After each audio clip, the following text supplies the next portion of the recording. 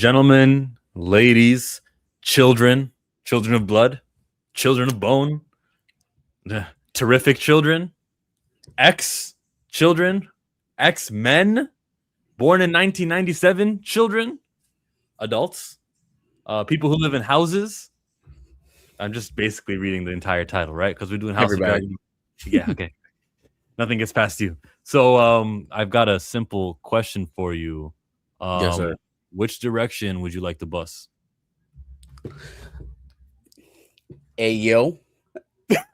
Down. What's Oh going on, man. Pantheonis? Happy Thursday. Hi people. What's going on? Lawrence What's up? Arnoli, Quasimodo's here. You know Yes, who else sir. is here? Someone who like showed up like right before the stream began. She loves fantasy. She goes, "Are you going to show Yahya Abdul Mateen love for his Emmy nominated performance in Wonder Man? I loved What the do you show. think? What do you think?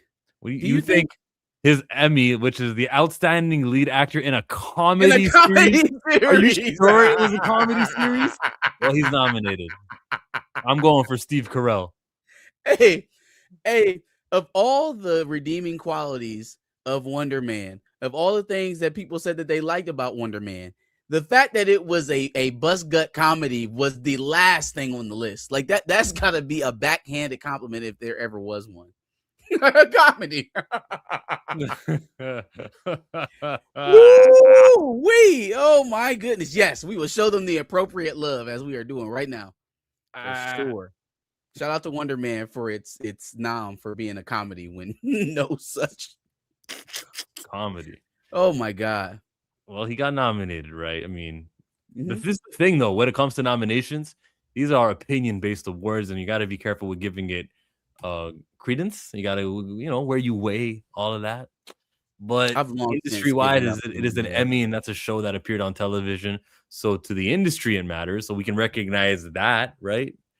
Yeah. I've long since given up on seeking recognition or validation, not seeking it, or going with the flow of using that on telling me what's quality.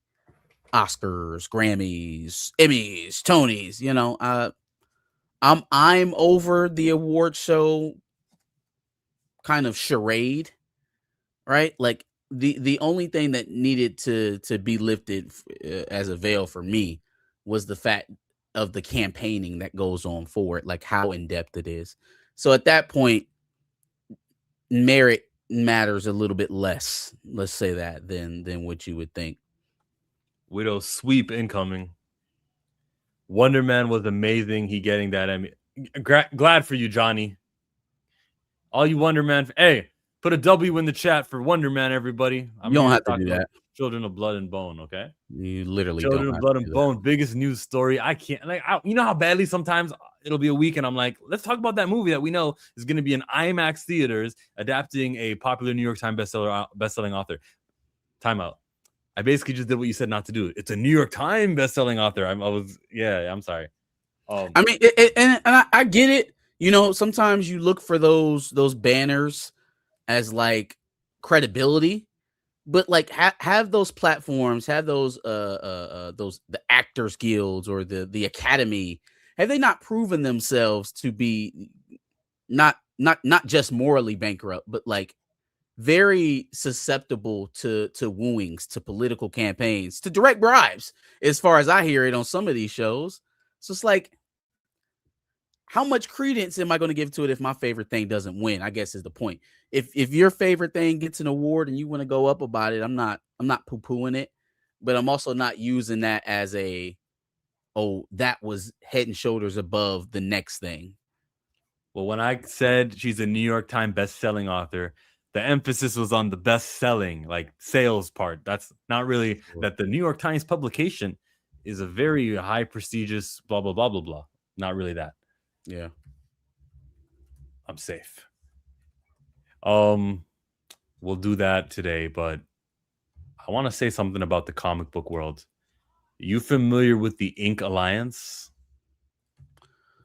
The Ink Alliance. Allow me to familiarize you with the alliance of Black-owned comic book shops around the United States of America.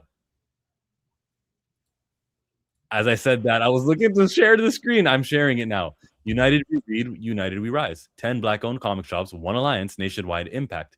So if you're in LA, the Comic Den, you guys can read everything, okay? I'm not going to read all of it. Now, what they've done, the first act of business that the Ink Alliance have done is that they are going to have a brand new 1,000 comic books cover exclusive. I'm doing a terrible job of explaining it. Okay, let me start over again. There are exclusive variant covers that shops have, but these shops individually too small to afford the individual exclusive variant cover. But when all 10 of them unite and they order together under the banner of Ink Alliance, they are now eligible for variant covers. So the new Titans, where Cyborg and Static are both on the same team, there's a exclusive variant cover by Sanford Green from Bitterroot fame. I think Chillmonger thinks it's a good looking cover. I'm gonna show you in a second. I'm just gotta look for it. I think it's a good looking cover, but I'm also interested in what the Ink Alliance can do outside of this. Are they just going to be the let's unite to do variant covers, or are they going to be the like substantial? Are they going to do something to help with sales of comic books? It's Unity, so I got to give it points. 10 shops, and that's not even 1% of the shops in the United States of America.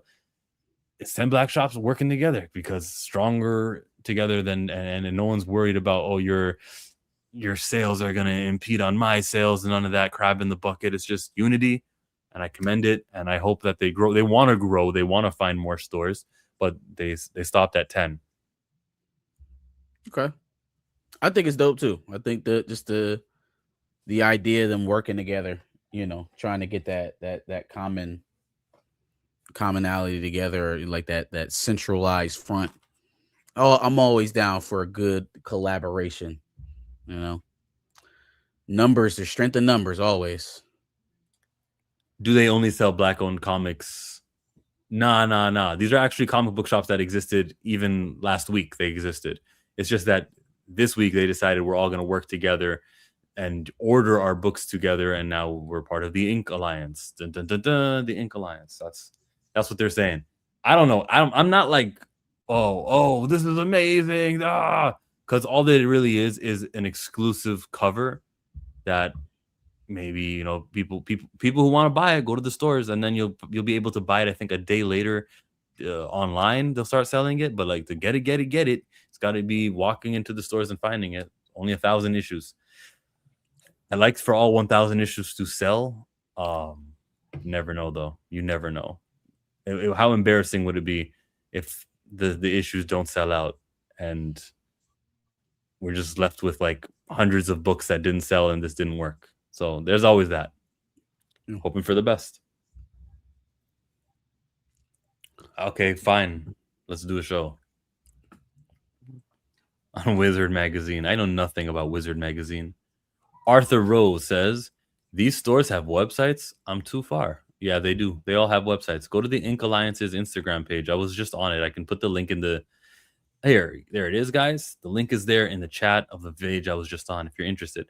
Netflix is scared of ancient, strong, black, epic, alpha men. Just ask Denzel, shaking my damn head. They're talking about the canceled Antoine Fuqua Mansa Musa project. They were set to start shooting next summer. Is it because Ryan Coogler and Mike B. Jordan are doing the Mansa Musa instead? I don't know. That wouldn't stop me from allowing Antoine Fuqua and Denzel Washington from making one. But by the way, Johnny, it's not just Netflix who's afraid. They all are. They all are. Yeah. Terrified. You can't go back in past before the enslavement. What? That is not the history that we want you to think about. Yeah, no, that sucks. That was one of Denzel's last too. You got Steve McQueen coming up. Yeah, he's not going to be in Children of Blood and Bone. No, man, what an unfortunate circumstance, man. Unfortunate as hell. I wonder if we'll ever get the full story of what happened. We got some super chats that have come in. Let's pay respects to those who pay.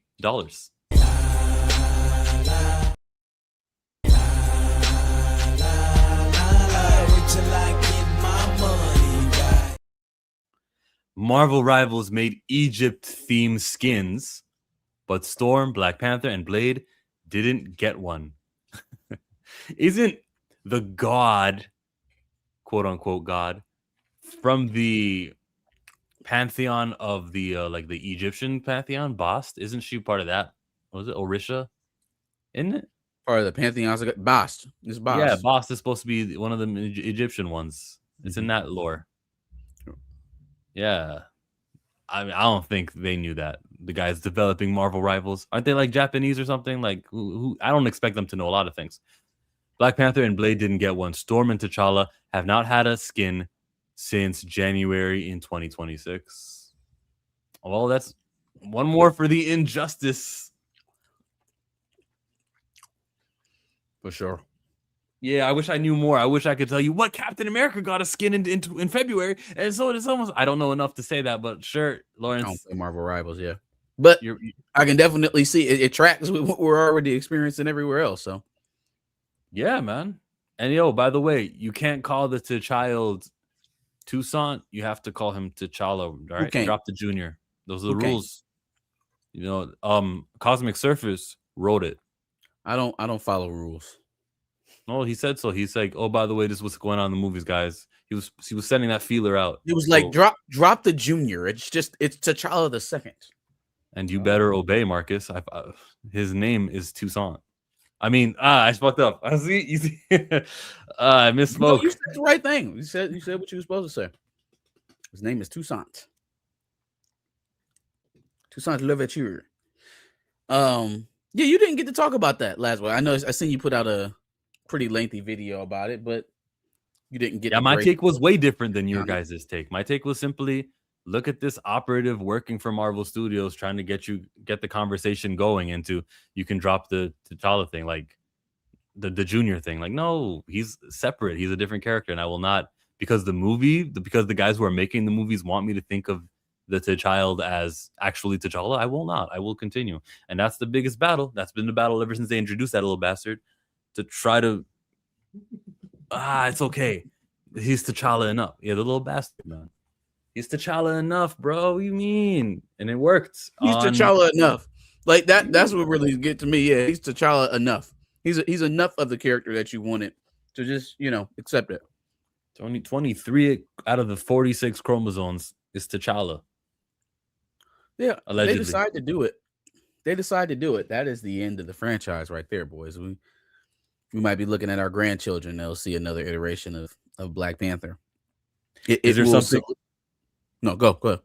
Is there something you haven't said last week that you were sitting on, like, oh, I should have mentioned this, that you didn't say even on the stream on Sunday?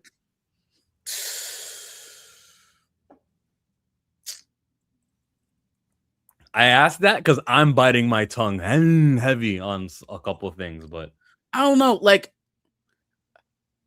it is just a rumor, and it's scooper bait. So I'm not really. It's hard for me to take it as concrete. At the same time, if I deal with it at face value, it's hard not to mention Ryan Coogler. I would say he probably escaped a little bit of the commentary on Sunday. Which that wasn't really the point to focus in on him. The point was the overall decision making of everybody involved here is extremely flawed, and it's so damaging to the franchise that you may not get another chance after this. I don't think people are really weighing. They're not really seeing it, right? Like, we're going to talk about Children of Blood and Bone here in a minute, and like, not that would happen on a Black Panther set. I'm just saying, it's not too often that you get that many black folks together in a major production at a studio like Disney, and you get 3 movies, and this is how we spend our time. This is how we spend our time.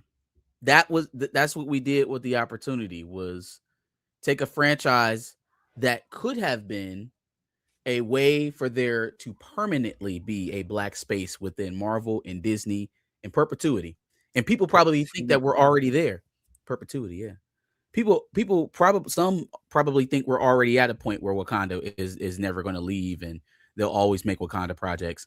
I don't know what Wakanda content you guys are watching, but there's nothing currently being produced out of that country that says that they need to keep making products out of it. As long as we keep treating it like hot potato or guess who's coming to dinner, it's like, Yep. But when you have Batman in the forefront, you get a show about Penguin. You get a show about Gotham that happened a few years back. I think Batgirl had a show, but it never stopped because Batman was always going to be in a movie in the next 4 years. And you get to have that when you don't do it with Black Panther. It's also easier to do that with a character who, like you said, is always on the silver screen. Like, isn't going to take a break, isn't going to get fucking retired, isn't going to have some sad ass space death in his second movie. You know, that's just not happening there. So you could even say, I don't know what they're going to do, man. I don't know if it's right or not. You can benefit Shuri by having the actual Black Panther around. Supergirl has her movie. I don't think that happens if Superman was just never on TV for however many years T'Challa's not been on TV for. If they decided no more Superman, Clark Kent, yo, Henry Cavill, can't touch. Let's do Supergirl instead. Then, yeah. No, yeah, you're absolutely right. There is no Kara, there is no Supergirl movie if there's no Superman, right? The insanity of a Superman sequel being a Supergirl movie, like, it just don't even make sense to say out loud. It doesn't even make sense to be like, it doesn't make sense to happen if it's not running congruently to the main character, which would be Clark in this situation. So to be fighting this current so hard, man, to run with things that you said before or things that are already been established in your franchise, it's never too late to turn around and make the right decision. But, you know, sometimes people double, triple, quadruple down. Yes, they do. Grace Wakanda for a little bit. Nah, Wakanda for a little bit. They ruined that. That used to be fun to do. Wakanda Forever. Now it makes me think of that second movie where they killed T'Challa. Mm-hmm. Jimmy Olsen show. Yeah. That's also on the docket. A little bit of news from. I'm looking forward to the terrific rumored show. So, oh, look, there's another super chat that came in. Super chats then. Fast forward me 2023. I'm stacking lots of cheese and making money. My grass is really green.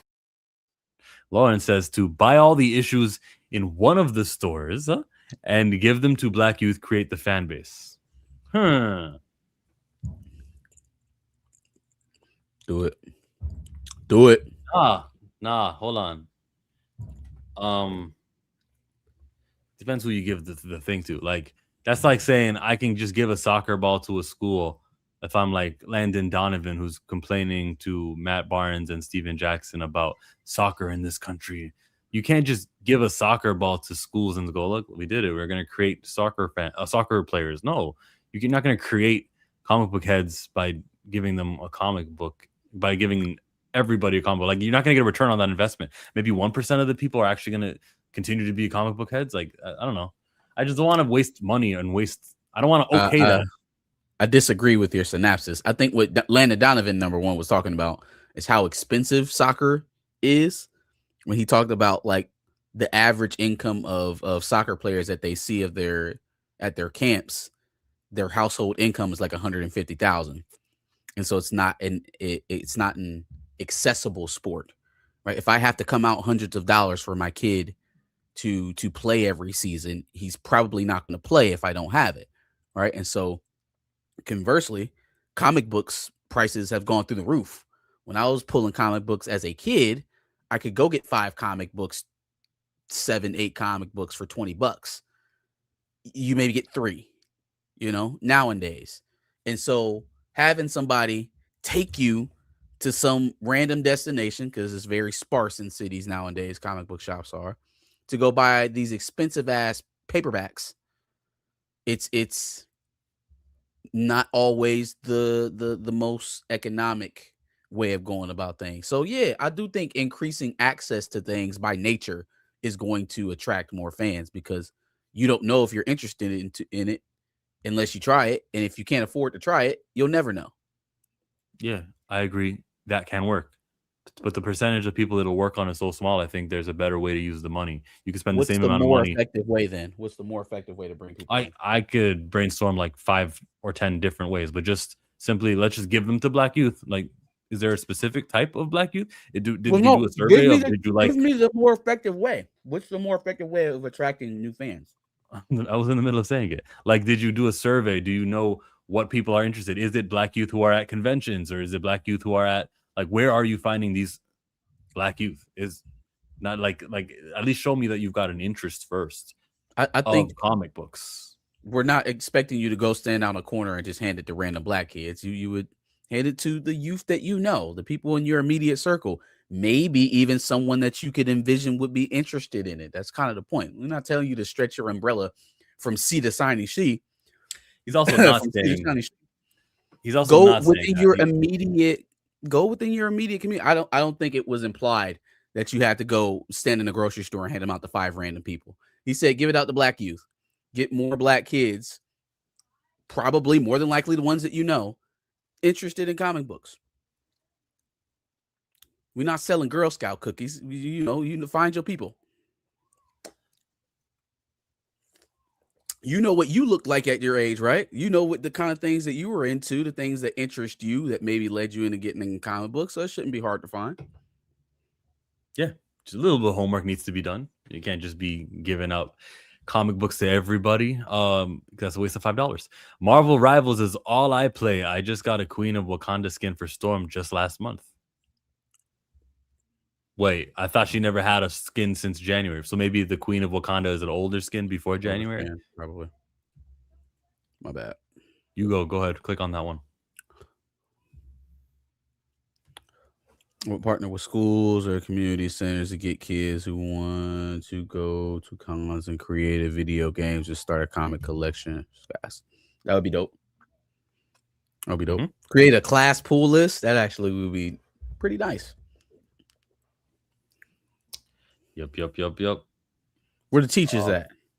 Where the teachers? Yeah, Blue said Mansa Musa is kind of a boring story, though.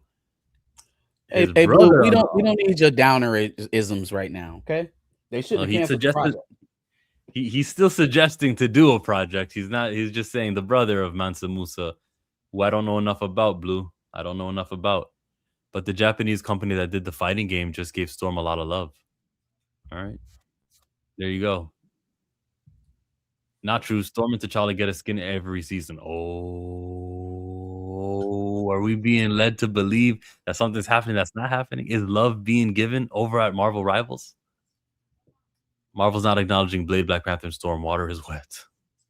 Xavier says, you said the right name. Never let them forget it. Okay, Toussaint. Toussaint. The T'Child. The fatherless T'Child. Bastard is the title of honor. Is it? I'm not trying to honor the T'Child, but sure. I don't think it is. T'Challa is the king of Wakanda, not T'Child. Good job, everybody. Let's continue not referring to Toussaint as the character he's not. And we together, collectively, can come in. I mean, we can spirit bomb. Yeah. Spirit bomb. We can create the fan terminologies out there. Super chat.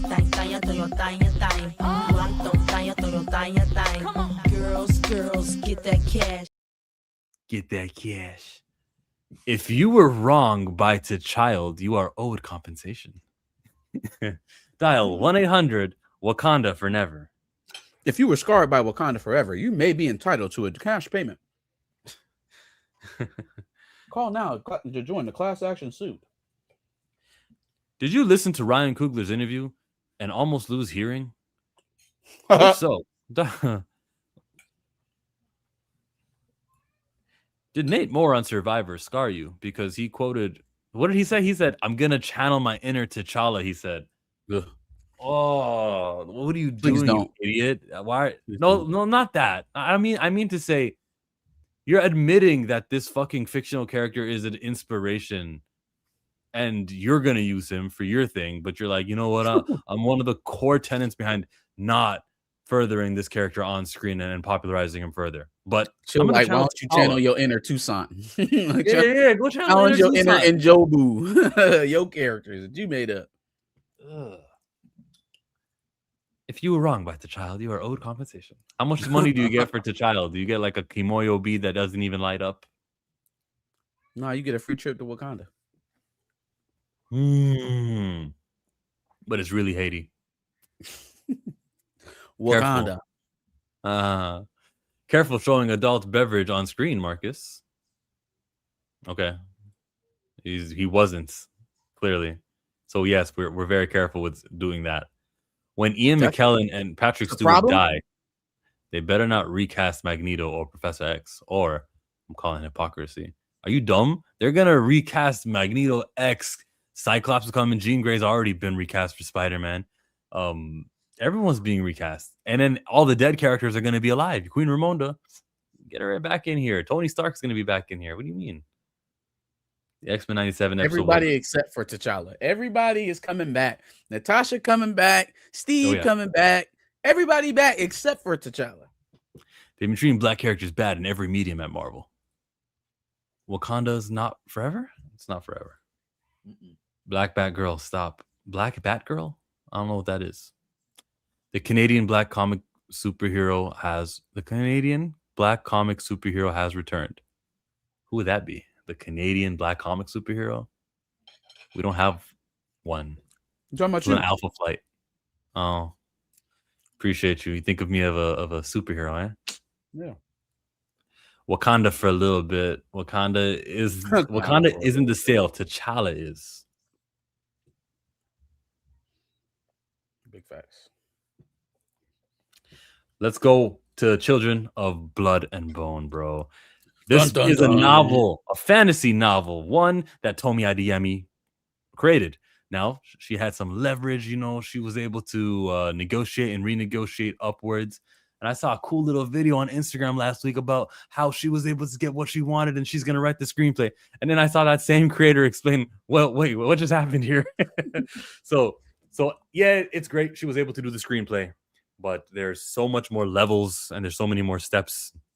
And even though she signed a non-disclosure agreement and everything else, she was still allowed to do what she did without breaking the rules. Because what she did was she said, I have not seen Children of Blood and Bone, and I won't see it. Saying that doesn't disparage the movie. It doesn't criticize it. It's just stating a fact that she hasn't seen it and that she just won't see it. There's nothing wrong with saying that. It's like very well worded. It's almost like she's a writer. And then we got to see that she blocked Amanda Stenberg. And the last message she sent to Amanda Stenberg was, don't use my name in interviews. Stop bringing me up. And even that, I don't think that breaks any rules, really.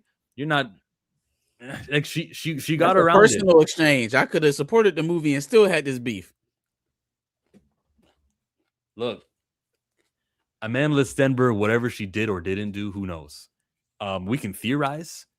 Probably would be unfair to do so, but let me put one theory that we have to, because this is Amanda Stenberg wasn't her choice of casting for Amari, and it was actually supposed to be someone with dark skin, but she was kind of like mad at that. She wanted to cast Amanda Stenberg, but not for that. Maybe that was what it was. Maybe, I don't know. What's your theory? But it has to be something more than, even if that's part of it, it has to be something more than that, because how did we get this far into it? Like you wouldn't stop it now over that alone. You made the decision, you signed the contract, you put your name behind it. You were the one, hey, no, Amanda is a perfect casting and yada yada. When fans were going up about it, you were the one dousing the flames, like, hey, no, this is what I. She definitely was behind the Amanda Stenberg casting. Like, she defended it. So it has to be something more than that. Like, obviously the relationship broke down, but I think the overall kind of feeling of where the project was going played into it even more. When CinemaCon happened, we were hearing that Children of the Blood and Bone wasn't all that well received, right? And that it had a bit of a campy feel, that they went the under route for young adult violence. They definitely went more whimsical than adult violence that you could probably get away with in a young adult thing. Well, maybe that is not necessarily what Miss Adeyemi wanted it to be. And that on top of the miscasting of Amandla Steinberg probably blew all this up. The thing with Amandla, though, the reason why that's so telling to me, because again, this isn't the first time this happened. The writer that Hate U Give had the same, I guess, issues with well, I don't know if it's the same issues. We don't know what the issue is, but had a falling out with Amandla Steinberg. So, you know, there's a common factor here in these breakdown of relationships between creator and lead of project. It's definitely something there. Blue suggests she has seen it. Okay, maybe she didn't see the whole movie, the cut from beginning to end, but she's seen enough of it and goes, that's not what my movie's supposed to be. Maybe she was on set in South Africa, maybe the studio just gave the impression that she'd be more involved than she actually is, and she probably isn't. If she got upset with the studio. Now, do I go, okay, well, if she doesn't support it, I don't support it. I'm not there. I need more information before I go, guys, cancel that bus that we were going to all take in January to see this movie in IMAX of the phenomenal cast and non-oppression. Well, there's oppression, but not real life oppression. Like, I can't say, nah, Tommy said we're not with it. I can't say that. I'm the opposite. It's not for like a loyalty to Tony. It's not even like it's like a protest of some sort. If the creator of the IP itself is telling me that it's not a fair representation of what they were trying to create, right? What was pitched to me was a book that was based off of this young adult novel, right? And so any research that I've done into this project henceforth has been a result of Tony's work, not anything that necessarily we're going to see here in the coming months from this movie, but from her work. And so she's telling me it's not an accurate depiction. She's not. Then I can catch it on streaming. I can catch it on streaming. She hasn't said that. She hasn't told us it's not an accurate description. She said it in so many words. If she's not supporting the project, that's telling me that something about it has gone awry. Doesn't mean I'll never see it. The director and her could have had a fight. She could have been like Tommy could have been mad about the littlest thing that really isn't that big of a deal. The color blue instead of the color green. Yeah, and they're like, well, no, the green screen was big. Just stewed. Like she didn't have to come out and speak this publicly and this definitively about the project directly. You're right. She told the line and she didn't disparage people from not going to see the film, but she did tell you directly what her issue was, and it's the film, right? And so she could have just went home and quit. She could have just quit and went home and been quiet if she wasn't trying to send up some sort of smoke alarm. Also, you don't put out the Amandla Steinberg thing if you're not trying to cause any aspersions on the project. You don't put that out if you're not trying to somehow throw water on the project. So I think it's pretty clear she has a problem with what's going on over there, and whatever has happened has led her to not support the project. I think that's pretty clear. What's real life oppression? I just meant like historically accurate real life oppression, like transatlantic slave trade or Berlin Conference colonization, that kind of shit. That's what I meant. Like it doesn't have that, but yeah, there are themes of oppression and the man and royalty and all that stuff. Except when there's magic. She might also be under contract to not talk badly about the production or project. Yeah, but I'm pretty sure nothing in the contract about DMs to the actors. I'm sure that'll be in every Paramount contract from now until forever. Hey, screenshotting DMs is a no-no for this project. Sorry, man, can't do it. Screenshotting DMs, man. That's what she did, and it gave us the impression that this movie and her are opposites. It is like Brian and Mike leaving the Avatar M. Night Shyamalan, and like, what ended up happening, right? They didn't call him Aang, they called him Ong. It was garbage. It was surprisingly garbage. It's like uniquely bad. Like I thought you were supposed to be a good movie director. A good movie director, when he does a bad movie, it's like, oh, that was lame. This was dog doo doo. Ugh. I hope not for the Children of Blood and Bone movie, but I don't know. I don't know who she is, bro. She could be an eccentric person who just like flips out over nothing, or like I don't Talk know about who Tony? she is. Tommy with an M, yeah, Tommy IDM. Tommy.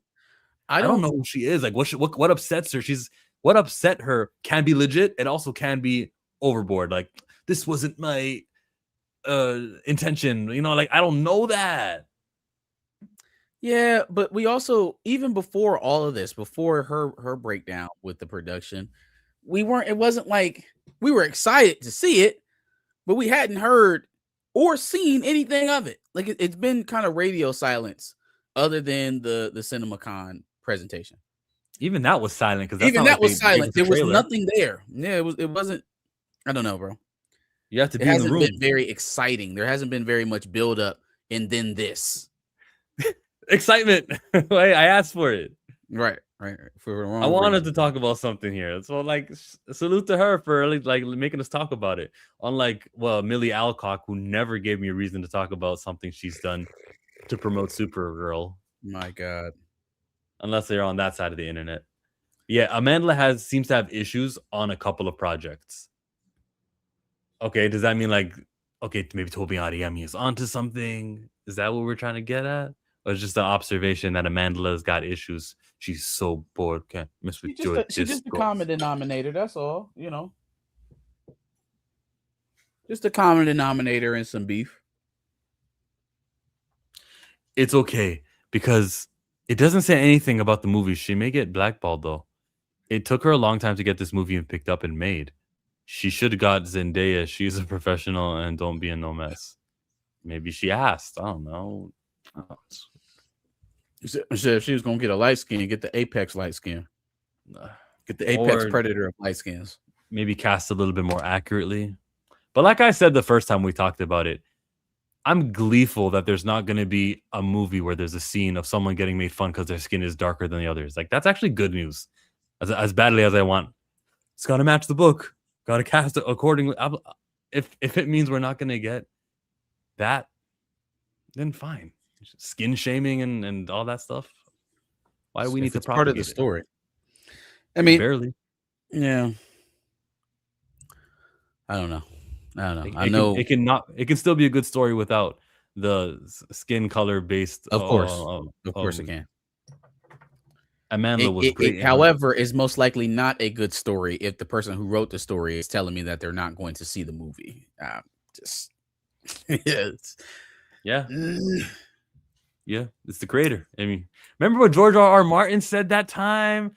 They'll tell you that, well, this is the book, well, and the movie's the movie, and that's why that, but they never know. And George was like, you gotta trust with the creators, trust the creators. You never know.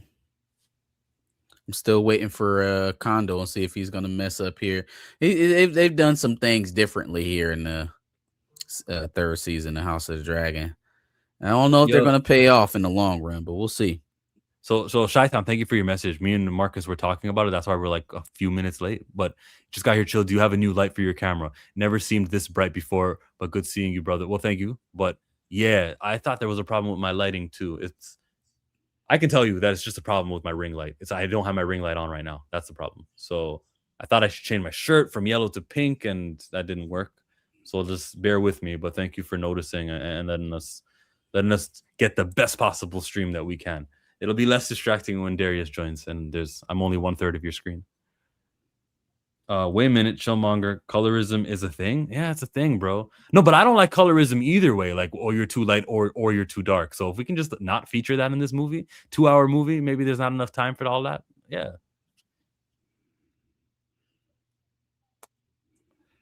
Facts.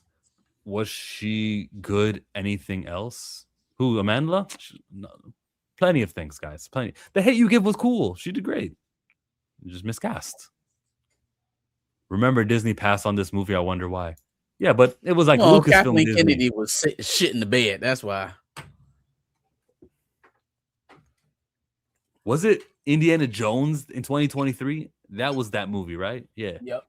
And then I guess after that, she was only allowed to do Star Wars movies, so she lost the rights to this. Never take the money. Tell them to keep their money. You want 100% ownership and creative control. Okay, but Dwayne, you also need to make the movie. So as cool as that is, never take the money, ownership.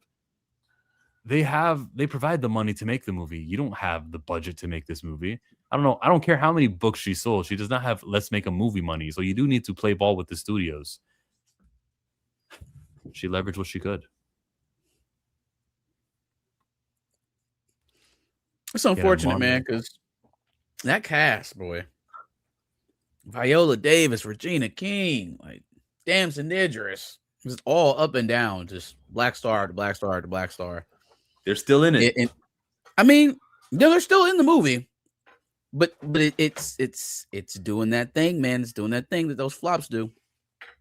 A lot of bad news leading up to the movie release, and again, the writer and creator of the whole entire thing, Chuck and the Deuces, is just not a good omen. When's this trailer coming, bro? This movie's coming in January and it is July. We're 6 months out right now.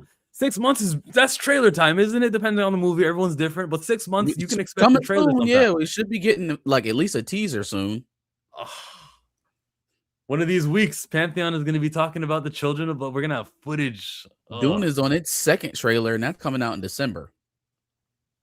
Yeah, see, we're getting. So, yeah, we should be getting something. Anytime now, anytime. Lauren says, but didn't Tommy signed on the dotted line for Amandla to play the role? That's what I was saying. She did say that. She did okay. I gotta find the interview where she okayed it, because I remember her saying what inspired me was all the hate she was getting for the race swapping in Hunger Games, because she played Rue. That's supposed to be a white character, and that kind of inspired her to make the book. That also doesn't mean that that's why you need to play the lighter skinned version of my character. That doesn't mean that. I think it was a studio thing. I think Amandla's name is very hot in young adult spaces in that genre. And they wanted to get as many stars, especially in that spot, as they possibly could. And unfortunately, well, I mean, could have gone with a Jamie Lawson. Shit, you could have went with the chick from If Beale Street Could Talk, Kiki Lane. Could have went with a lot of people. But she sure did stand up for her after the fact. So she's got to wear some of it. She can't, if she ever does tell us what happened, she can't totally put it on the studio. She's got to take some of the blame. Tubi creators have let's make a movie money. You got me, Jay. Did I miss the X-Men 97 reviews from y'all? We haven't gotten there yet. We are on Children of Blood and Bone. If anyone has a comment related to the Children of Blood and Bone news, let us know now before we dance over to X-Men or one of the other things we have. But I wish Darius was here. He'll probably show up right when we finish and jump into X-Men. But what do you think, bro? Any last look? We don't know. We have no idea what it is. I'm not saying with any percentage of certainty that Tomi Adeyemi is in the right or in the wrong. I'm just saying I don't know. But I kind of like that we're talking about the movie right now. So that's solid. And I'm seeing a lot of content creators. One thing I do on YouTube is I'll type like Children of Blood and Bone in the search bar and then search filters, and I'll say today or I'll say this week. And then you get to see, oh, people are talking about it, right? Like Book Talk is talking about it. This is fun. It's fun to have something eventful with this book. Let's hope it ends up going positively for him, get some better news. There's so many people who don't even know that that cast is in this game film. And when they see the casting in the trailer, and the trailer will do the thing where it's a black screen and in white letters, it'll say the name of everyone on the cast. When that happens, that's going to be like an alert. Like, oh, really? There's a movie happening? They'll talk about it on the Breakfast Club. It'll come out. It'll be a coming out party. Yeah. Okay. All right. I mean, I guess. The week of the release, they go to New York. Breakfast Club is going to have Regina King on. Well, first of all, we need to be doing. That's kind of the same problem we were just talking about with Millie Alcock.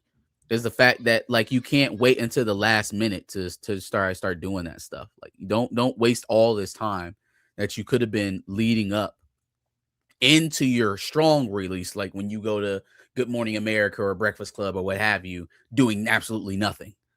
You know, go show up to go show up to like Central Park all dressed in your get up or something like that. I don't know, but do something, because now The you Hot definitely have Ones. to do something to fight the narrative. You got to fight Yeah. the feeling.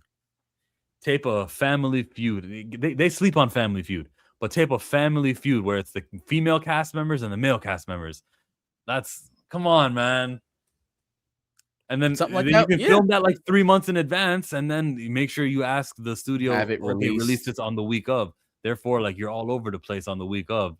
Yeah, you can film things and bank them, especially if you know that there's opportunity for a sequel and even a trilogy.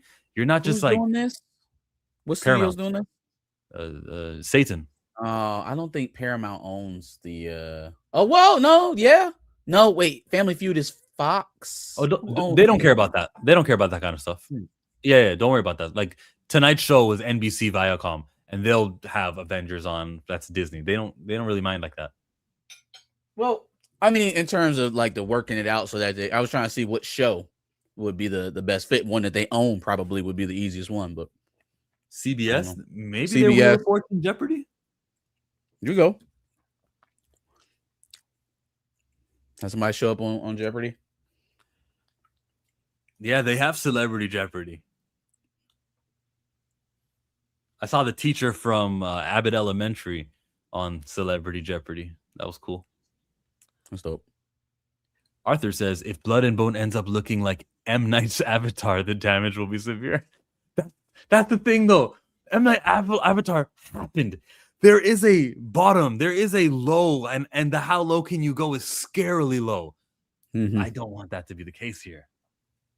Let's hope not. There's also Ryan Reynolds' Green Lantern down there. A little bit of Flash. There's some Marvels mixed in. There's something called a Quantum Mania in there. It's like a graveyard of stuff. You don't have to take the money. Ask Master P. Yeah, Master P didn't put together a $80 million budget movie, whatever the budget is. Not $80 million, no. But he shot some movies though. Definitely shot some movies.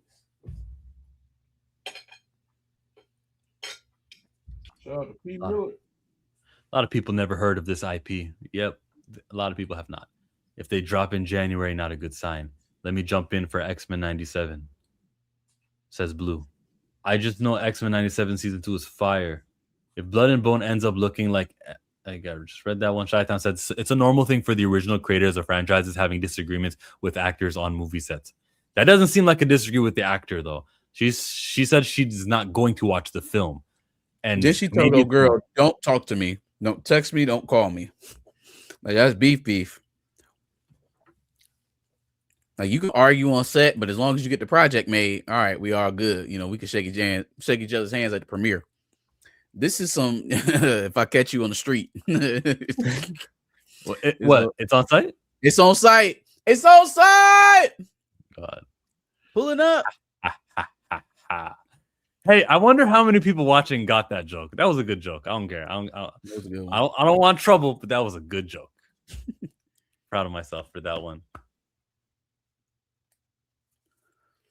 If we're doing X-Men 97, let me send Blue the link. Let's do it. X-Men 97. Why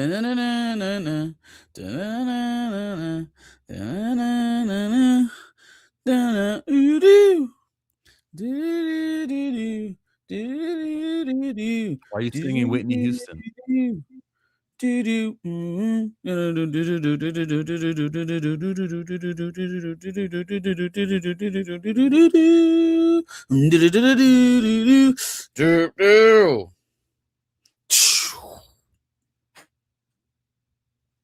wasn't Magneto enough. did get done dirty. He did get done dirty. I guess we can start talking until Blue gets here.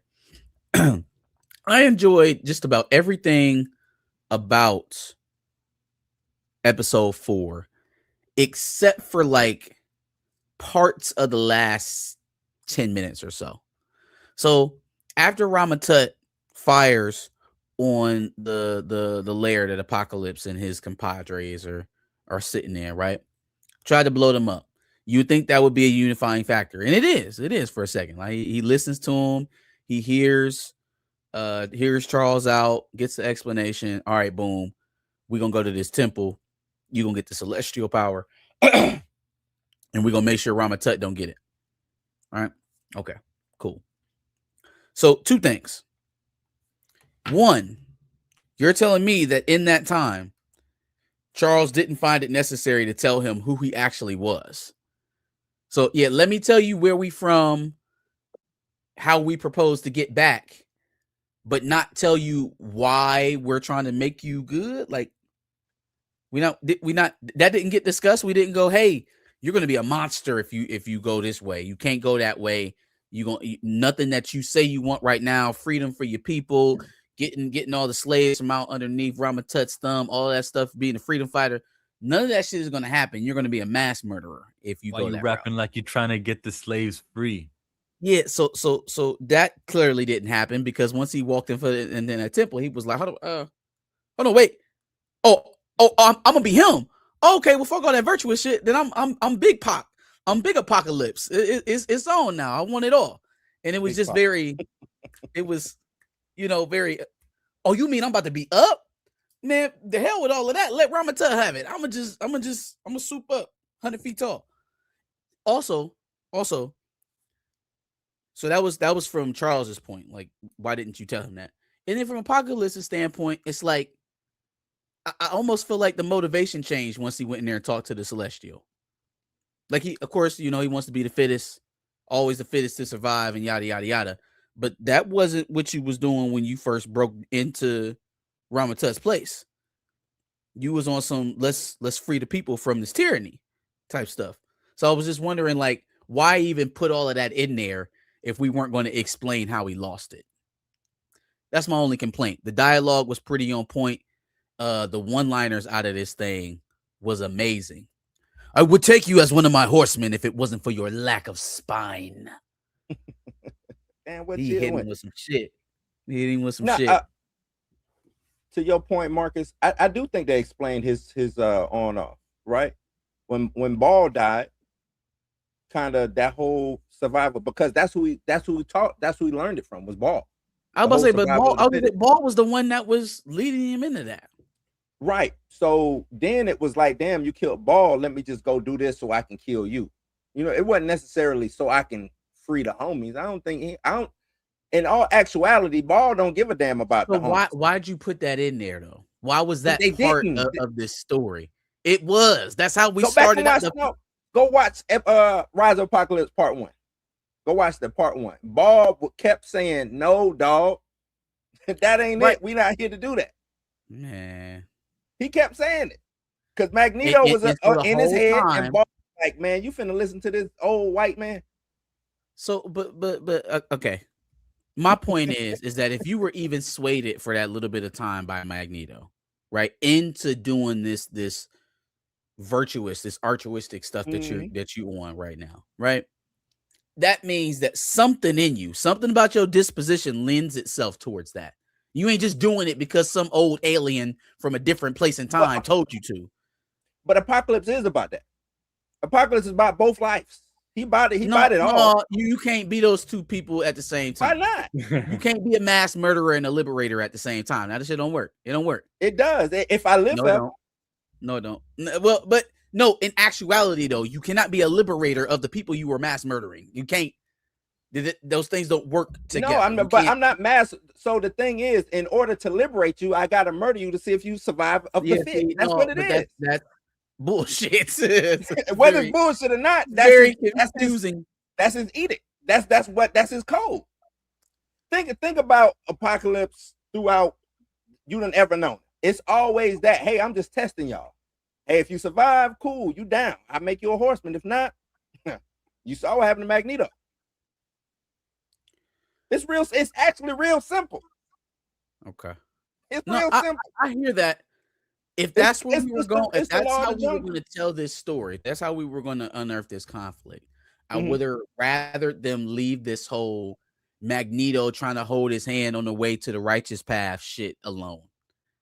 Like I would have rather it been a ruse and them trying to find a way to stomp his ass out before he suits But up. it was Because they showed you a very virtuous side of Insabinure, which if you're gonna do that, then you got to explain how that shit got washed away. But they did.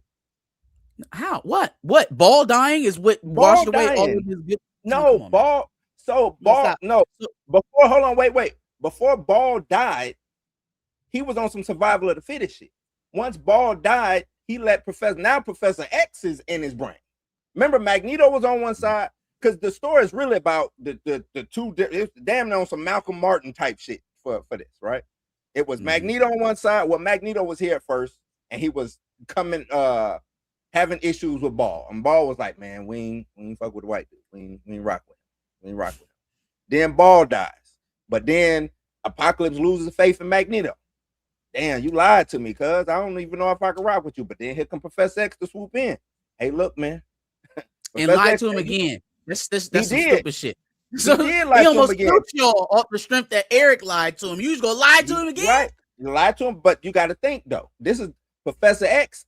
Out of Magneto, Professor X is the most diabolical of the two. He's the most diabolical of the two. I think y'all are so he goes and remember, because to me, Professor X has this big grand illusion of grandeur on his side. Even his whole mutants kumbaya, and that's why he was always at odds with Magneto. Magneto knew that shit. Hey, humans and mutants can't kumbaya. We ain't getting down like that. It ain't gonna happen. We the next part of evolution. They ain't gonna like us. And Professor X like, nah, we can make Magnus. We can make them like this. No, we can't. It's always gonna be up for us. We're gonna have to pull the tool every time. Stick to Colress. But so we hear Insabinure, kind of cool at first. And then that happens, it's up. Now he don't know who to trust. Because even the whole time when they marched to the celestial ship, he was side-eyeing Magneto and he was side-eyeing Charles. He didn't know who to trust. Then once he got in there, like you say, he started writing on the wall. He said, man, he looked at him just like this. Really? Oh, y'all scared of me. That's what it was. Y'all scared of me. Let me show y'all what's up. And now it's up. And now it's stuck. Yeah, I guess. It's simple, Marcus. I mean, it's simple. Look, man, it's not a major critique. It's simple. I didn't particularly like how the switch happened so smoothly. Like, if you were going to go that route, it should have been a little bit more belabored, in my opinion. But the rest of the episode was fantastic. Rest of the episode was fantastic. You wanted part 3. How dead is Magneto? Done. Dead. Unless they change the timeline, he gone. Yeah, that's the only thing I can How see. dead is Gambit? Same level of dead. But he still got a body. It's the same answer. They're both back. They're both dead. The thing is, I believe Apocalypse is gonna bring Gambit back. Okay. Not Magneto? No. I thought that's where it was going, but we'll see. You gonna make Gambit a horseman? Yeah, he was. And Magneto. He was a horseman. He was a horseman before. The Mike Carey comic books, I think. I think so. Oh, who cares? Yeah, they can do whatever they want to, right? They're different studio, and these are just loose adaptations. It's a couple horsemen they can make. Around this time, Wolverine not having his adamantium, he becomes a horseman of Apocalypse around that same time. So it's a couple of horsemen Apocalypse can make. I seen the Onslaught thing coming too. That's who I thought. I didn't think that was Kang at first. That was talking to him telepathically. I thought that was Onslaught. I thought that was the corners of his mind speaking to him. But they went the route of Kang having his own type of cerebral. Yeah, but in order to have Onslaught, you got to have Magneto too. You got to have them together because they're a combination of both. They was there. They both was there. But you said talking to Professor X when he talking about. Remember when he started having those visions? Magneto was still there. He was still alive. When he was having those he had that dream Oh, you talking about when Kang wakey When wakey Kane he was fucking with him. Yeah. Yep. I That thought we was motherfucker having a said, little wakey wakey. onslaught vision or something. But no, Nah, that's definitely coming. That's coming. let me ask y'all a question, especially with Chill here. We don't need Bo. Don't need it. I'm talking about as far as the writing. I don't mean it like I'm just saying. It ain't over How do y'all yet. feel about the writing? It ain't over yet. This is the part of this is where any of the any of the critiques that I had in the season, this is where they started coming up, is right about now. So this would be the Storm and Ford story coming up, right? Right. The lullaby. I don't think a lullaby coming. We've been going full speed, man. We've been going. Yeah, we'll see. We've been going. I gotta full give speed it. forward. We gave X-Men 97 a full season before we Okay, no, sat that's here fair. and anointed it. Yeah, fair. Oh no, people were saying it was awesome before the full season. I don't It care didn't what people but say. I'm then. telling you what I said. I'm No, that's saying fair. Marcus is fair. It's fair. yeah, That's fair. we addressed it after the season and gave it Mhm. its just due, gave it its flowers. That's fair. Let's not get drug into the first 4 episodes and then be disappointed on the back half of the season. You know what I'm saying? Let's just watch it and see how it goes.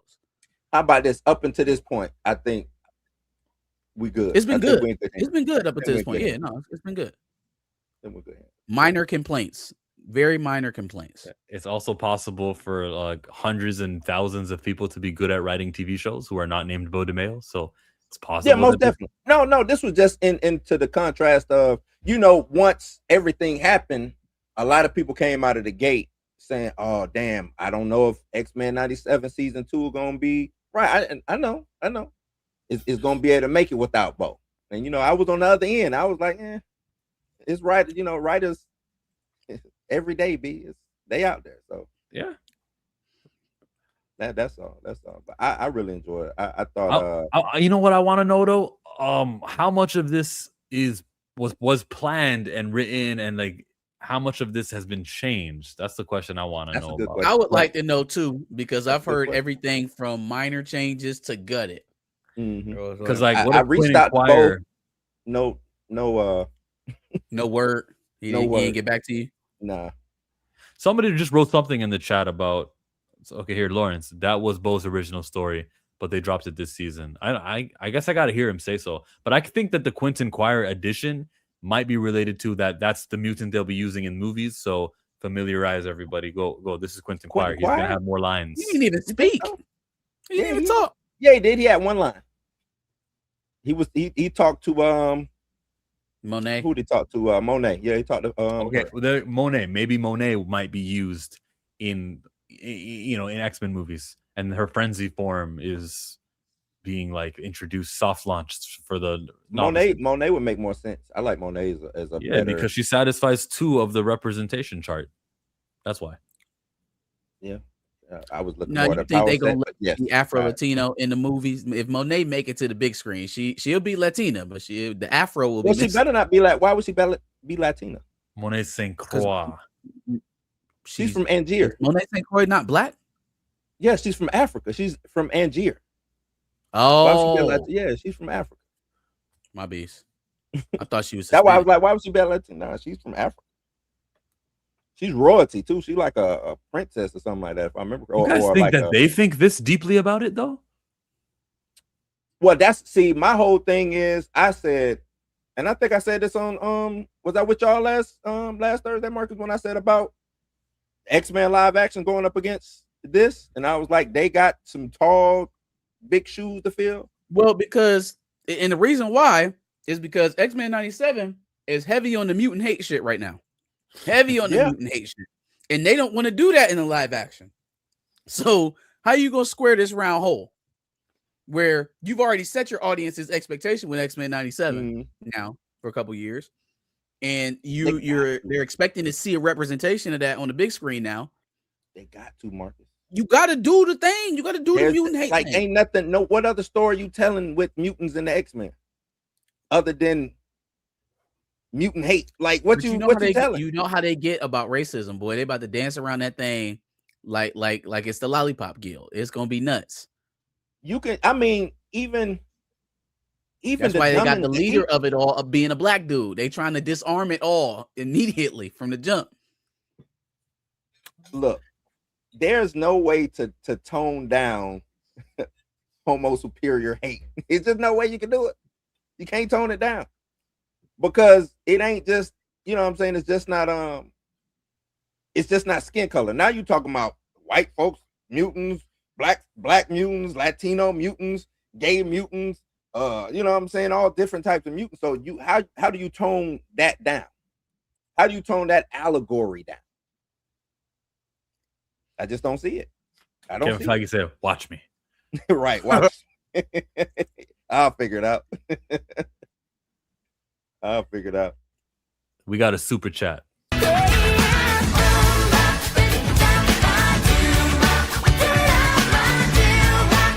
To talk about the externals, please. I know nothing. You don't know nothing about the externals? Nah. Oh man. So the girl who was there talking to Kang, Chandra, she's an external. One of the oldest externals, her, Selene, Gideon, Apocalypse. At one point in time, Cannonball was external, but I think they retconned that. But they're basically mutants who are immortal. You know what I'm saying? She is also got ties to Gambit because she is basically the founder of the Assassins Thieves Guild that Gambit does, and they kind of at one story I read, they kind of worship her kind of like a god, but then she got beef with Gambit. It's crazy, but their whole shit is convoluted. They're immortal mutants is basically what they are. So when the mutants get back to the 90s, everyone you mentioned will still be there. Who are the externals? Yeah. Yeah, they should be. They should be. Did you read? You probably didn't read it, but this was Necrosha. Yeah, I did. Yeah, so Selene was the one who brought them all back. That was Selene. She's an external. She's kind of like a witch type. Yeah, I really didn't She was enjoy a vampire. Yeah, type Selene of vampire. Yeah, yeah. Yeah. Yeah, it's externals are dope. If I don't know how deep they'll go with even calling Chandra external, or I mean, Kane kind of mentioned it. Like, yo, you know what I'm saying? I already know your fate, so peace, you good. That's why he got up out of there. He was like, I can go. You good because you're gonna survive anyway, but I'm out this. Did you see how quick Kane just swapped? He was like, oh, he here. He said, peace, dog. I'm out this joint. That dude there, nah. Maybe in Sabanor, maybe. But that guy there, nah, I'm good. He said he was in Sabanor. Now he's Yeah. Apocalypse. So Now he's I'm gone. But Are the externals all friends with each other? No. They just happen to be immortal. They just happen to be immortal. It's not like a gang. They not like kicking it. Oh, you know, all the externals get it. Matter of fact, was it Kane? Kane. I want to say his name is. I think it's Kane. He was part of X Force at one part in time. He was going around trying to kill the externals. Hey, by the way, the X Force animated intro. Cool. Good idea. I need more X Force.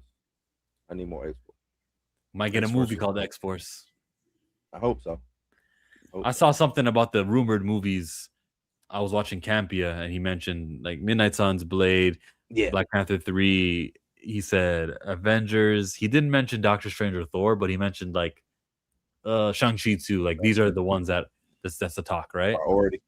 And wow, how disappointing. Like except for Avengers and X-Men, everything else, like I don't want another Thunderbolts, and I don't want a Midnight Suns. It's kind of disappointing. They got to. X-Men. Who are the Midnight Suns even going to be? Who is that going to be?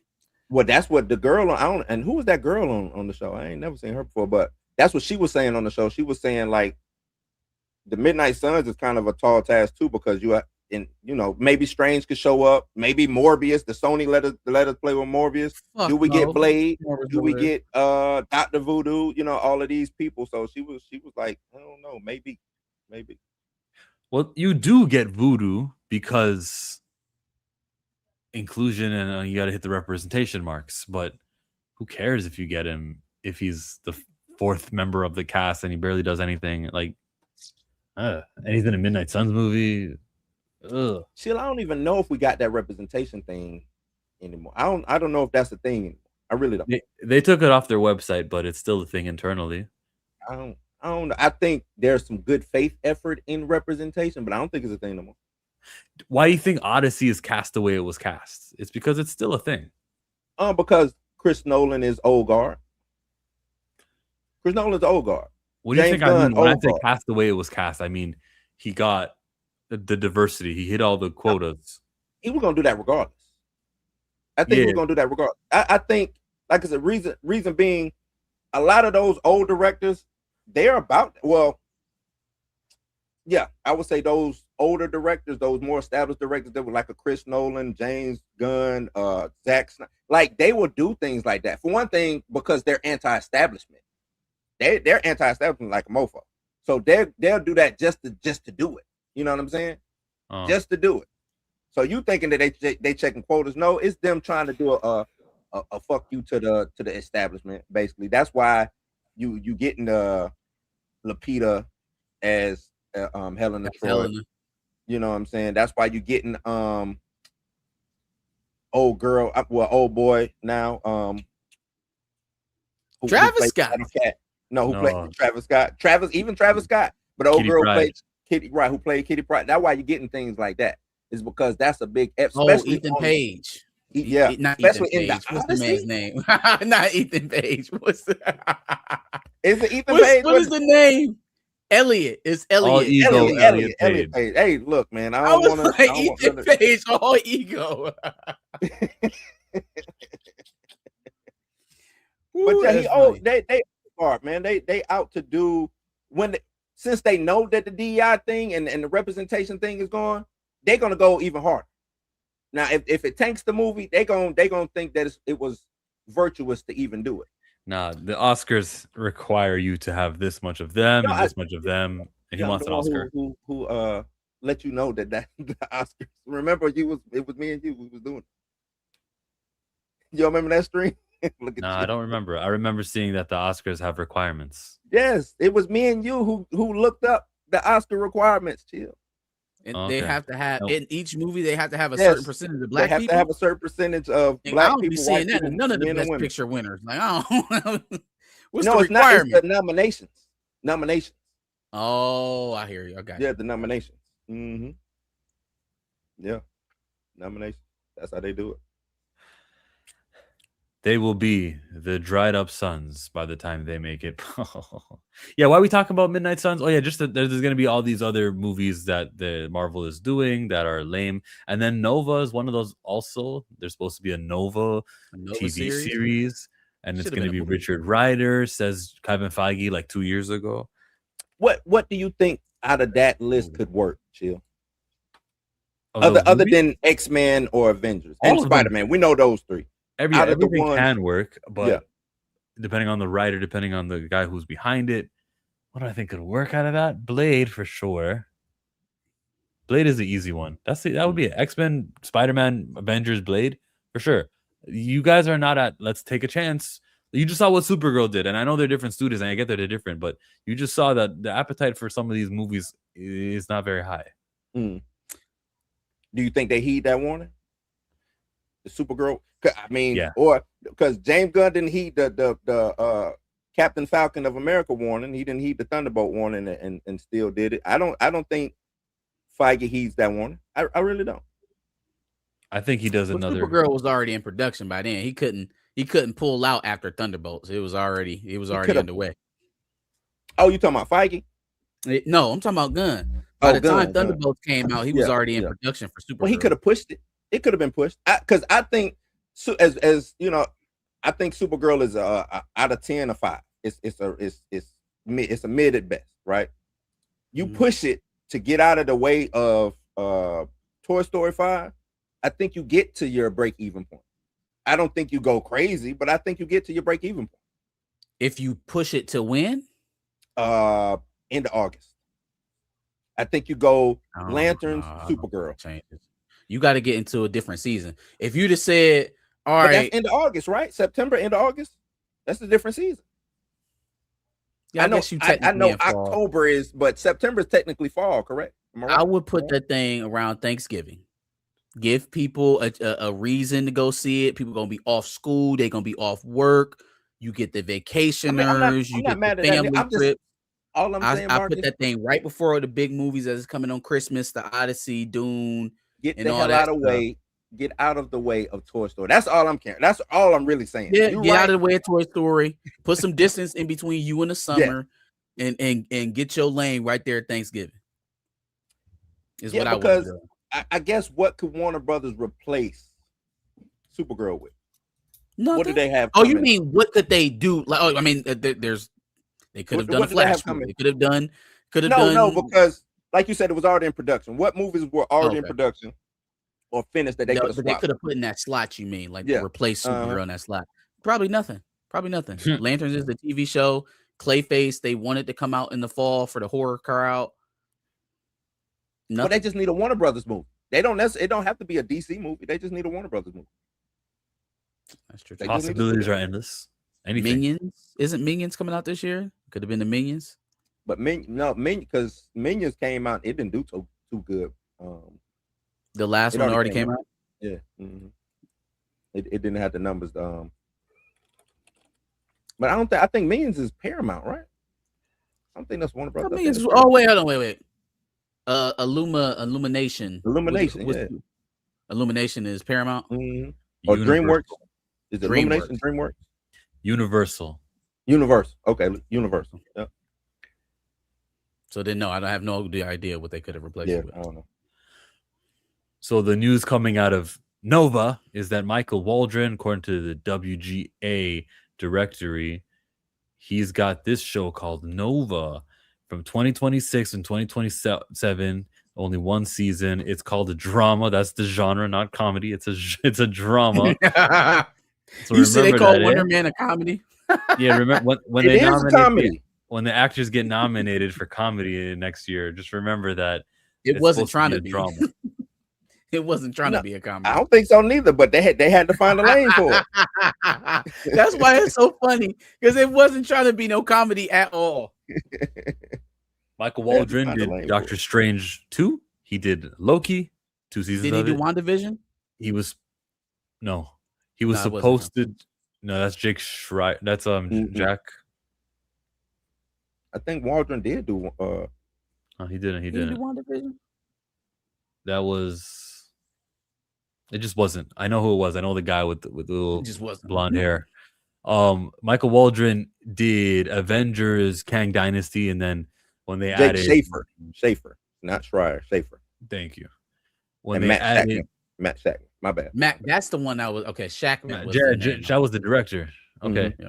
So fucking Michael Waldron, right? He's in the bullpen. He's already been used and looks like he's sticking around. There's things that don't need to be explained. He knows where you keep the this and the that. Like he's there. Good. Keep him. Great. Awesome. It's terrific, right? I'm all for it. And he can do Nova and things that don't need to be explained will be great. Why are And the he's done Russo some brothers amazing doing a work. Free Willy movie after these Avengers? Why are the Russos free to do Because Free Willy? Why can't they be locked up over at Marvel to dedicate their hours to X-Men and everything else MCU? How dare Kevin Feige? I don't think it's Feige. I think You Feige think wants they the want to? Russos. I think it's the Russos. Maybe they want to make a Free Willy movie. Yeah. Remember, Russos walked away from Avengers. It wasn't like Feige went on his knees, ready to go. The They money made Electric State, did they not? That was Yep. the Russo brothers. That was them. Yeah, that was them. They wouldn't made other shit. Money, and chill. Money don't always move creators. There's enough Money money. don't always move creators. There's enough money in the world to make Money the don't Russo always brothers want move to do. creators. All right. I think it was a big enough ask to get them to come back and right the ship that they're doing with Doomsday and Secret Wars, and that's ate up years of their lives and will continue to do so even after Doomsday premieres. Oh, so, poor like- them. Well, no, I don't feel bad for them, but if you It's- put yourself in the position of a person who don't need it, like they don't need this, Right, they don't need to come it. back and That's another save thing too. Marvel They don't need again. the money. Yeah, But, they don't need the you gotta- money. They don't need.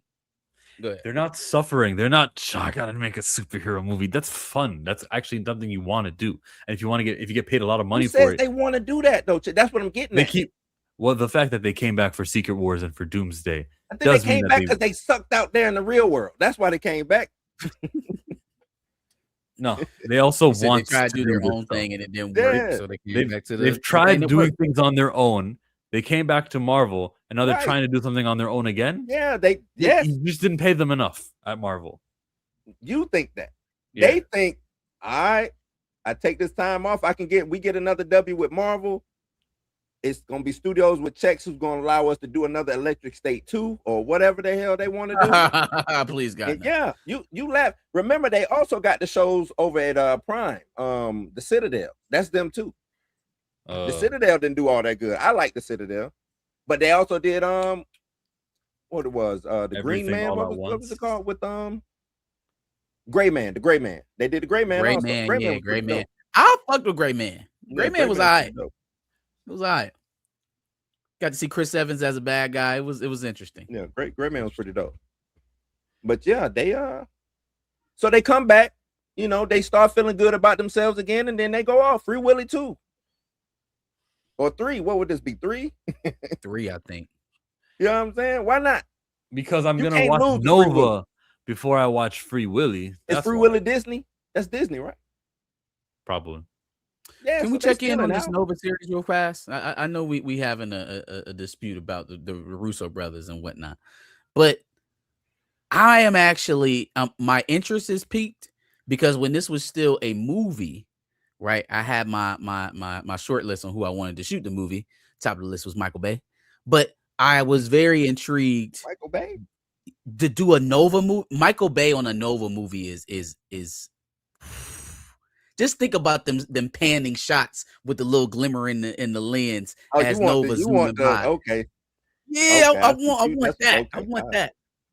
But I'm piqued by my interest because we've already shown up to Nova's home, Mm-hmm. right? Nova has a role in a begotten era of Marvel or of comic books in general, right? Like we've already kind of passed where Nova should have made his introduction. So that allows you to tell stories that are in continuity, but you don't necessarily have to do the thing you don't want to do, which is making people do homework and you got to go see Nova before you see the next project, because they be trying to not to do that shit. Okay, so y'all don't want to do it, fine. This is a way to still tell a story that's in continuity because we've already probably seen Nova. That's a very interesting thing to me, is just to think that he's already been around and we can tell stories retroactively. How do you market that? How do you market the same way you've been marketing Doomsday? Heavy on the Infinity Saga nostalgia. It's a Disney Plus show. You give it $10 million like Wonder Man. No, he said movie. I'm talking about a movie, not the show. If it was a movie, I would do the same. The show gonna come and go. I believe the show gonna come and go. But a movie, I gotta market. Movie, I gotta get butts and seats. Yeah, you need an A-lister for that, for Nova. Yeah. And you needed to show up in another movie too first. Like it's the same thing happened with Black Panther, right? He showed up in a movie 2 years ago, kind of helped familiarize him. Right. So how do you do that with Nova? That's what I'm getting at. Like, how do you do that with Nova? I would go up in the movie prior. The same way that they've been leaning heavily on Endgame and Infinity War and the marketing for Doomsday. They've been bringing up those moments and showing you how certain things are going to fit in. Like it's almost going to pick up off of Doomsday. You do that with Nova. You show the Eternals? Portals opening, or Eternals too. No, I don't know if you go all the way to the Eternals. You might want to leave that shit alone. But like you show the portals opening up, you show Thanos actually destroying. What is the name of that planet? What is that shit? Nova Prime. You know what I'm saying? Xandar? Yeah. It wasn't. Was it Xandar? Nova Prime where is the Guardians. He's Nova Prime. But you talk about the world is. Chill said it. Xandar. Yeah. That's it. Yep. Show Thanos destroying Xandar. Show the scared little boy hiding in the corner while it's all going down, and then he gets into an escape pod somehow. Like you put those chords back to well, maybe not a kid. Well, a kid, not a little kid, but a younger adult. The core. Hey, Grogu at Order 66 with Ahmed Best Jedi. It's basically the same thing. It could be that, or we could go Blues route and make him a grown man, make him a rookie. Make him a young little baby face, And he just so happened to survive. Yeah. I would have went to go see the Nova movie. No, Nova was one of my favorite back in the day. One of the favorites. You know what I'm saying? First comic I ever picked up had Nova in it. Yeah, It was a Nova Spider-Man comic. It had Nova, Moon Knight, Spider-Man. Was it the He New was doing Warriors something. in it?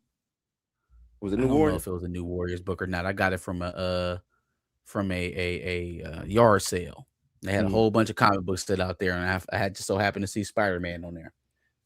Nova, Star-Lord are similar. They both got that Gamora thing. But would Zoe Saldana come back? She doesn't need it.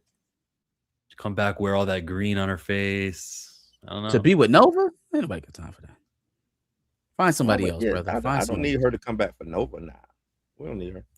I think you do a whole new cast of characters. I think this is where you sneak in some Shire Empire type situations. You sneak in some go away, Jay. Jay always caping for Wonder Man. Welcome, Wonder Man here.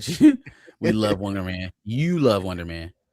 How have they not already started to delve? And as much as we done been all up and through space, they ain't never ran into the Shi'ar Empire. Man, not once.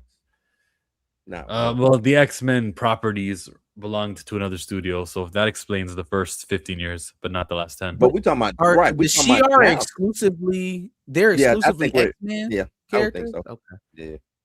But then at the same time, remember Dark Phoenix was supposed to be the villain of that was supposed to be a Shire Empire queen or something like that, and then they totally biffed it and turned it to whatever the hell that was. I don't even know what she was in that, but so I don't know how that property works with. Well, I do know that they are X-Men adjacent characters or whatever, but they should be able to show up now. I mean, it's easy sliding them into, you know what I'm saying? Something should be easy. It shouldn't be hard.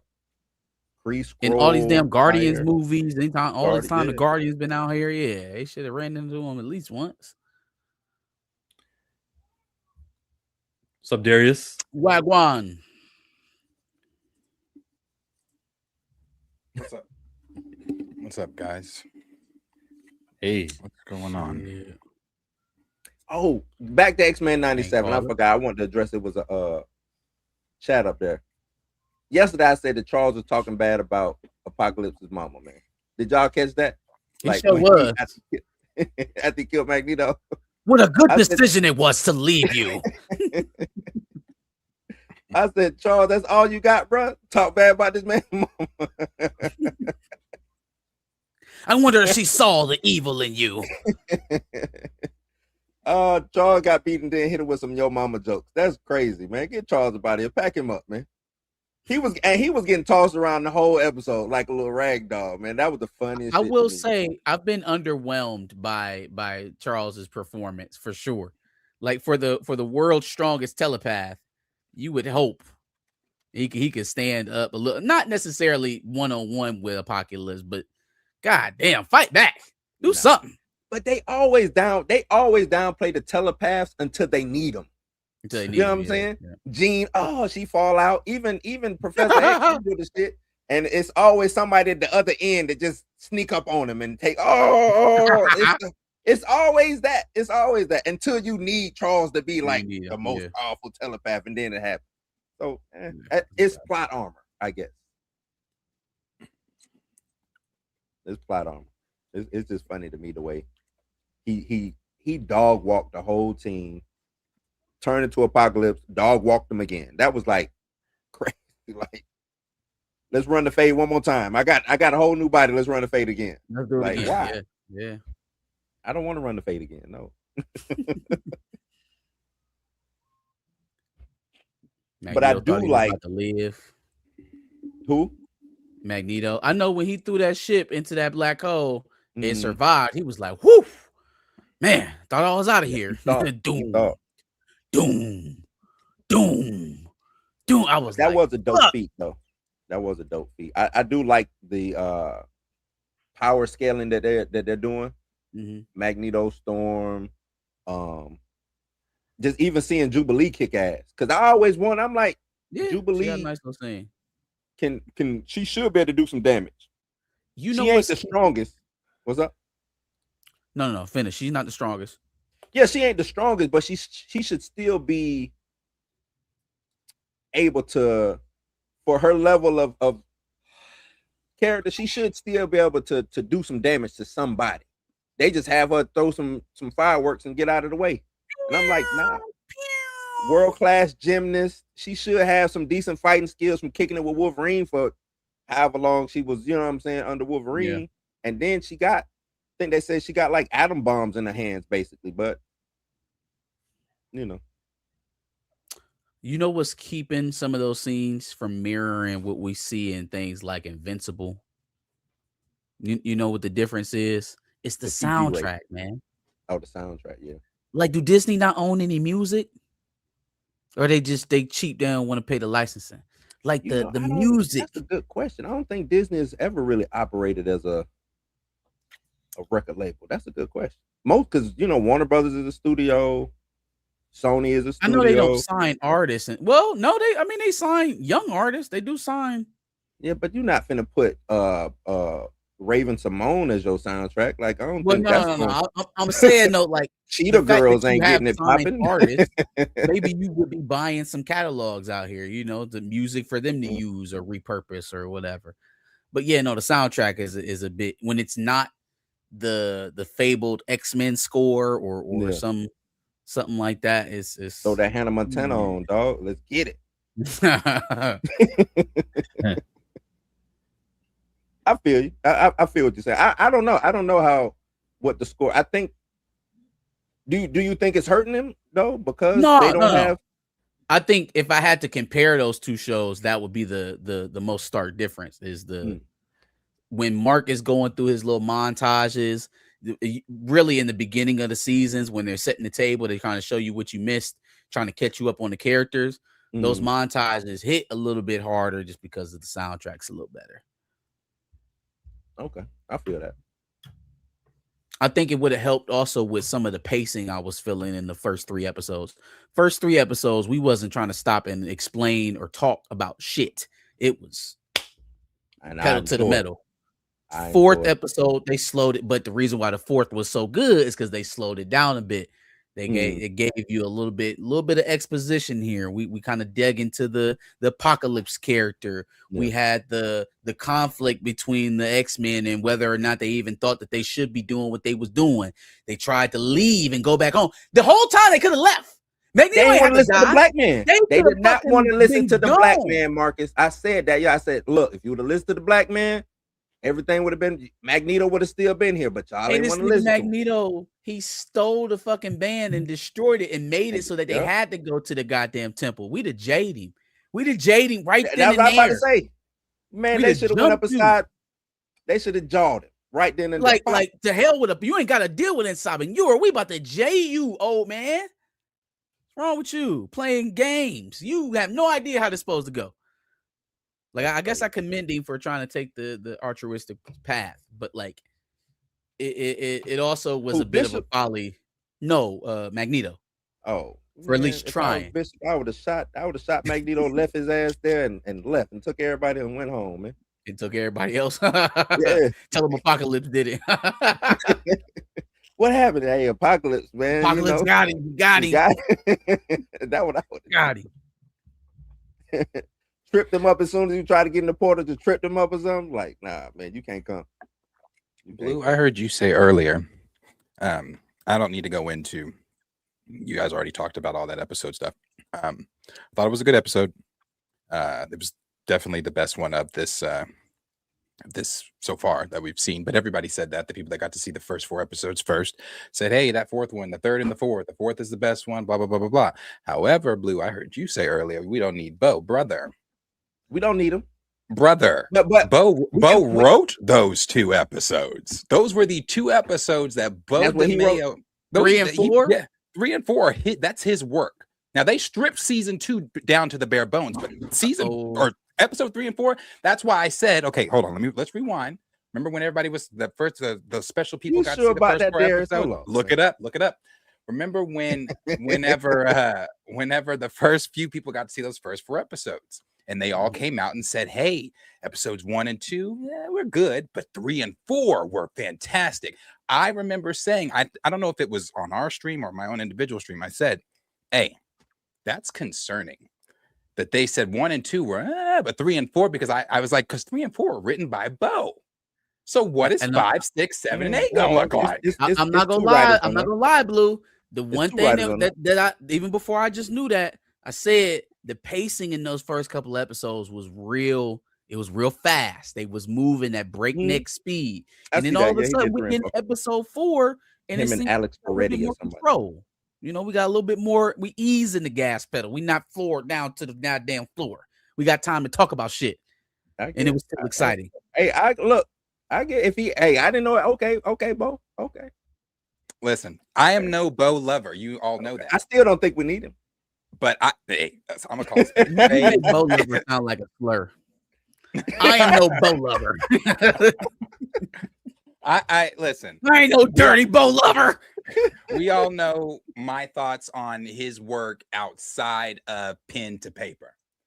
Mm-hmm. Walks like a duck, quacks like a duck, Affleck is a motherfucker. That nigga can write. He can write. No, he can write. He can write. He can write. He understands these characters. Did somebody tell him to ease off of the self-insertion though? You know what? Although he self-inserted whatever type of stuff in there, I don't know if it's just, and I'm not saying that was bad. I'm not saying that was bad. I don't think. I mean, besides Magneto being in a Speedo, which really wasn't bad. I just think it was a reflection of yourself. But the people were coming out saying that episode 4 was, you know, I know it's Bo's work. It's still for me not bet because some people were saying it was better than Genosha episode season 1. I'm like, I wouldn't. No, I think it's a different. I think it's a different hit because I saw some people try to compare it to the Gambit. I'm like, nah, because this was Gambit won. Even though he passed, he won. You know what I'm saying? Like he won. This was about them losing, and I don't think you get the same gut punch because Magneto died and they lost. You know what I'm saying? Because they lost. Well, did he win though? Because they look how much they lost at Genosha. Like, damn it, how many? Yeah, but think about they lost. But they lost a lot. But they could have lost a lot more of Gambit if the Cajun Tupac wouldn't have came through. They would have lost a lot more. Man. A lot more. So, and I think we was kind of seeing a lot of things through Gambit's eyes those first couple of episodes. Anyway, I think that's what it was because we were so attached to Gambit, and I think that's why they did that to take him away from you. You know what I'm saying? Let you get attached to him, take him away. Just like Storm. Nah, you didn't get attached to Storm. Once she wasn't there long enough to get attached. What you talking about? She wasn't there long enough. Winter, she lost her powers. What, the first episode? They sat on the bench,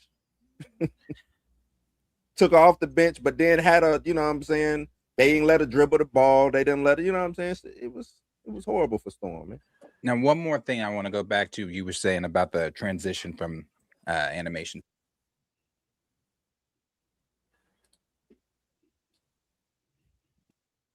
From who? You went mute. Yeah.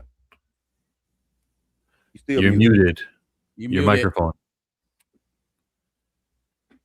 You said one more thing about when we transition to animation. I'll just say what he was gonna say.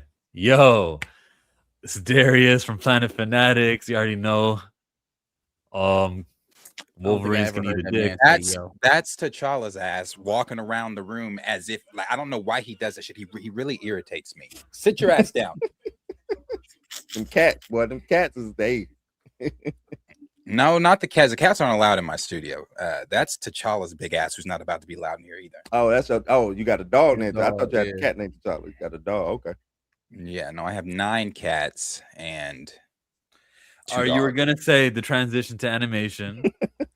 Now, the transition to animation for X-Men, if they don't copy and paste that formula, and they continue with this MCU formula that they've got going, I don't know if, you know, I don't know how much is changing after Secret Wars. You know, everybody's like, oh, it's a reboot. That doesn't mean it's, you know, I don't know. Not how much is changing for their formula. But if they continue with this MCU formula and they continue with this whole, hey, we don't want to start with Jean, Scott, Storm, Wolverine, which is stupid as fuck to me. But if you don't do that, or if you're continuing to do that formula, your X-Men, I feel like that's it. If you fail with the X-Men, I'm not saying people are leaving the MCU, but your numbers drop drastically. People are still going to view the MCU. But I feel like a lot of people are just like, I'm still here for the X-Men, but if they fuck this up. I think if you fuck up with the X-Men, that's the last thing that people have to look forward to. Like, we've been doing Avengers for so long, and now that's encompassed so many other like adjacent heroes, from Deadpool to Doctor Strange to Fantastic Four, Black Panther. We've drawn so much in around the guys of the Avengers. The only thing that's really missing out of this is the mutants. And so if you fuck up with the mutants, where do you go from there? And I think a lot of people rode the train for the X-Men. Like, they've been riding, hanging on this long for the X-Men. Try to get to the X-Men. Yeah, I think. So isn't the Thunderbolts director doing the X-Men movie? Yeah, he failed. As of now. Yep, as of now. Some people like the way that the Thunderbolts went. It made $300 million. Not enough people like the way it went. But the quality of the movie, like entertainment. No, it's a good quality. I don't think he's the right director for the X-Men, though. I don't think X-Men aren't. They're not a kooky band of misfits. That ain't what the X-Men are. You know what I'm saying? I'm not even going.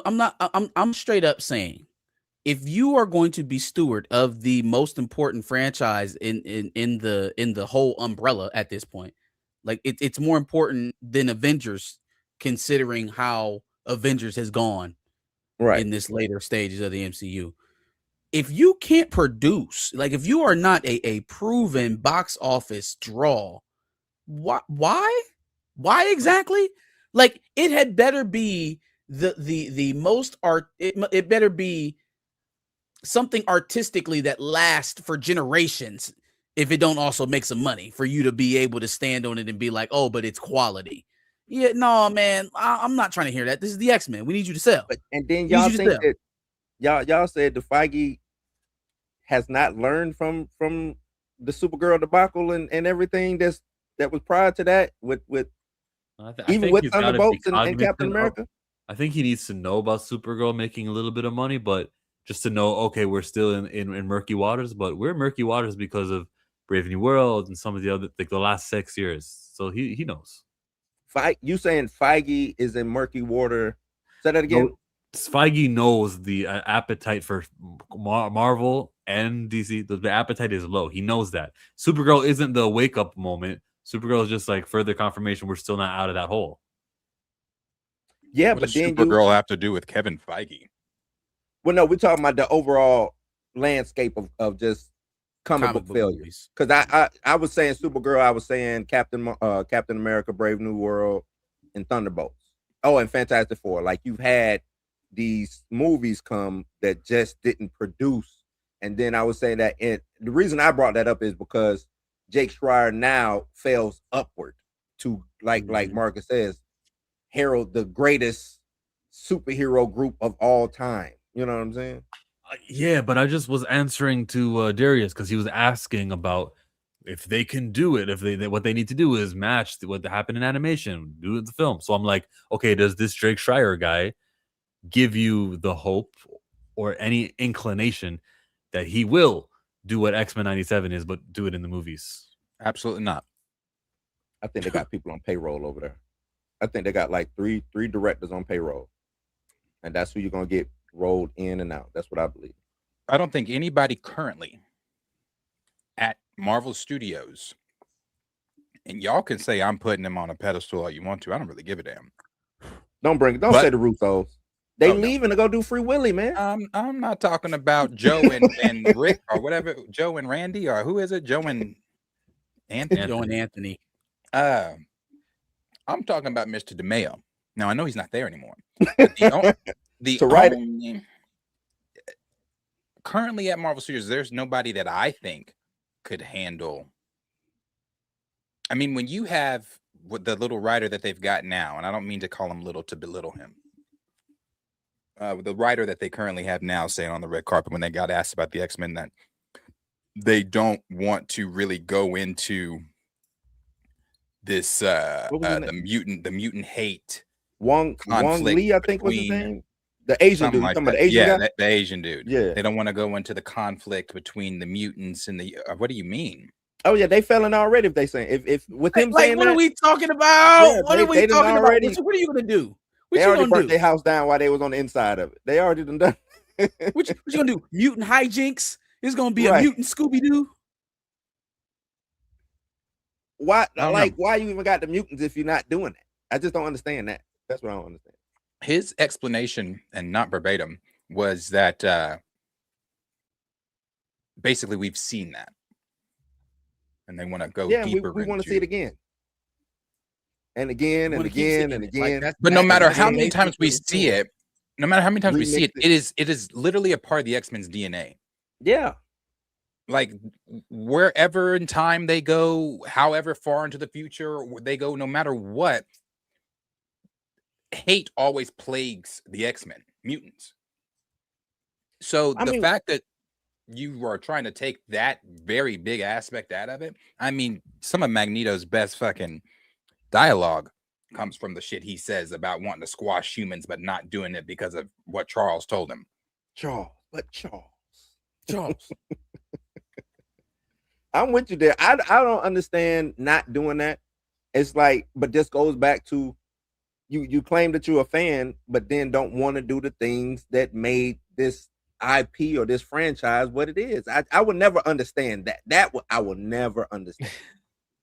Let's get into less complaining about X-Men and Marvel and movies they haven't done yet, which are gonna suck, but more about Mr. Terrific at the Hollywood Reporter during this Supergirl. See what really happened was this, and it underperformed, but it's still a good movie. They let something slip that Mr. Terrific is in active development. Is it a movie? No, it's a TV series. It's fine. Okay, not ideal. Of course, you want the movie, but a terrific TV show is coming. I'm not thrilled. I'm not disappointed either. I'm like, oh, I hope it's good. And I'm gonna be hopeful about it because I got to see that character again. Him getting a TV show only helps him. It would help more with the movie, but let's see what they got. Look, it's not a race swap, right? It's actually authentic. It's terrific. Let's go. They need an out of work actor as his sidekick. You know what I'm saying? Who's also a terrorist. There you go. There you Doing go. some shades of Wonder Man. I'm rooting for this project, man. I want to see it come out. I want to actually see it get made. So we can review it. I think, unfortunately, it's perpetuating some of the same problems that have already persisted with James Gunn, and it's like you can't even root for him when you want to, because we've been doing so much of the shit that nobody wanted to see, that now you are honestly trying to pitch a newer character, at least trying to introduce a comic character to the general audiences, but now you spent all your currency. You spent your currency on projects that haven't come out, or projects that have come out that have had meh reception, and so now we 3 going on 4 years into this thing, we've posted a Superman that underperformed, a Supergirl that's going to bomb. We'll see what happens on Not gonna bomb. Has bombed. Yeah, it has bombed. They're pulling it tomorrow or next week or something like that. That joint about to be on digital on July 28th. It's going to be on digital this month. Mm-hmm. That's insane. That's insanity. On digital the same month you premiere. Excuse me. That means that it must have worked for Superman, which came to digital really quickly. They said because you have to watch Peacemaker, so you hurry up. It's on digital, but whatever. Well, Superman I think didn't even that show ain't the case for Supergirl. No, because the movie came out 2 weekends ago. Now they I saying, was about to say it came out Yeah. this month. It was no. I like 2 weekends better. It was 2 weekends ago. It was that. It was 2 weekends ago. That's like Badlands level bad. It's like was 2 you weekends making okay. type of shit. But for them to put it on digital and repeat what they did with Superman must mean that the decision to make Superman go to digital really quickly meant they made more money with that than No, leaving it. No, Drew. you can't theater. make more money No. with digital No, over. no, movie. Drew. No, Drew. I'm at chill. I'm at to show you I did a whole breakdown on the money making machine, and yeah, they can. A movie that bombs that hard will only make between 15 to 20 million on digital, and that's if people really want to go back and watch it. 15 to 20 million. You're not making no money that's gonna make a dent into how much you lost. We don't even have to get it. I mean, It's can I there's just say not that I as much- disagree with what Blue just said? well, Go ahead. it's math. There's not as much direct for purchase transaction on the digital side. It's of not. Yeah, I did You're, the whole. you're dealing with subscription based purchases at this point now, mostly, and Well, then Marcus, some I broke it- rentals. I broke it down from PVOD, which Mhm. means you actually renting or buying. You renting I and did buying that it yep. first. Mhm. Then I went into stream. There's no money in streaming, none whatsoever. None. Not normally when it, and then they do. So Supergirl's probably gonna get a package deal. What's gonna happen is they're gonna say, "Hey, Prime, if you want Supergirl, Netflix, if you not Netflix, they're not gonna send to Netflix. What's the other? Peacock. If y'all want these things, you also have to get Superman, or you also have to get this. They do these bundles with it. So Supergirl will end up being the third or fourth in the trade piece. If you get what I'm saying, like, you know what I'm saying? They start doing these trade bundle deals. So whatever the highest selling, let's say Sinners came out this year. Sinners was a big thing, right? So they'd be like, okay, Prime, you can get Sinners, but if you want Sinners, you got to take Supergirl. So Supergirl won't even make no money because the money will go to Sinners and Supergirl will just be in tow. You see what I'm saying? No, I see what you're saying. So basically, by putting Supergirl on digital really quickly, it will make them less money, and they want to make less money. No, it'll make them. It's not that they'll make less money. It's I need to make some money, but it won't. If I keep this theatrical run, I'm end up losing more money than I will be able to make because I'm getting more. No, I think you're saying exactly what my point is now. I got it, Blue. You're conceding. PVOD, You're conceding. They get 80% of the haul with PVOD. 80 to 90% of the haul. Okay. But but you understand that is the only direct way that you can purchase the film at that point, and it pales in comparison to actual like ticket sales. It's not comparable. So when you are moving it from a place where people can walk up and see your movie any day of the week to a video on demand library, you are exponentially shrinking the audience. Number one, it's households buying it now instead of people. And then also you're also accepting the fact that you are going to make inherently less money because it's digital versus in person. Pay your dollar to sit down and see the movie sales. Merch goes away as soon as it bombs. Guess what they do on that shelf at Target and Walmart and clearance. Wherever. They clear out. They clear that shelf out. Like I did a whole video on it, chill. Whole video on how Supergirl is dead and right now it's dead in the war. There's nothing they can do about it. I would just like to say, I did call this for all of you that were rah-rah-ree, Supergirl, kick her in the knee. I said that this shit was going to fail. I said it was going to fail. I said this shit was going to fail. And it's going to fail on digital. It's going to fail if no one's picking up a copy. I mean, what about those Supergirl trading cards? Nah. I don't think it fails on digital, Darius. Because what's a win and what's a failure on digital? Let me ask you this: what's a win and what's a failure? First, before I think the fact that it's going to digital tomorrow is a failure. no, it's already. So what I'm saying, Darius, it's already failed. It's got the big F. Now that it's in digital, what is its barometer on digital? What does it? What is it? A Nelson's rating place. It get top 10 in the Nelson ratings for like a week. If it peaks in the Nelson ratings for a week, they'll be like, "Oh my God, look how everybody wants to see Supergirl." I guess just not in the theaters. It's not peaking in Nelson. It's not peaking in anybody's current tabs. It's not peaking in anything. Nobody's looking for Supergirl, and it's not the character. I've said this before. It's not the IP. It is simply wrong time, right character, wrong time. I think it's the character. Is Mr. Terrific the right character at the wrong time? I think he's still going to get less risk. It is less risk, but I still think I think some people might actually tune into Mr. Terrific because people really liked him in Superman. But I have to agree with what's going around right now about Man of Tomorrow. I don't think that's gonna do good. So when you think about Man of Tomorrow, and that's a theater film, you think about Mr. Terrific, I think Lanterns is gonna do substantially well for them.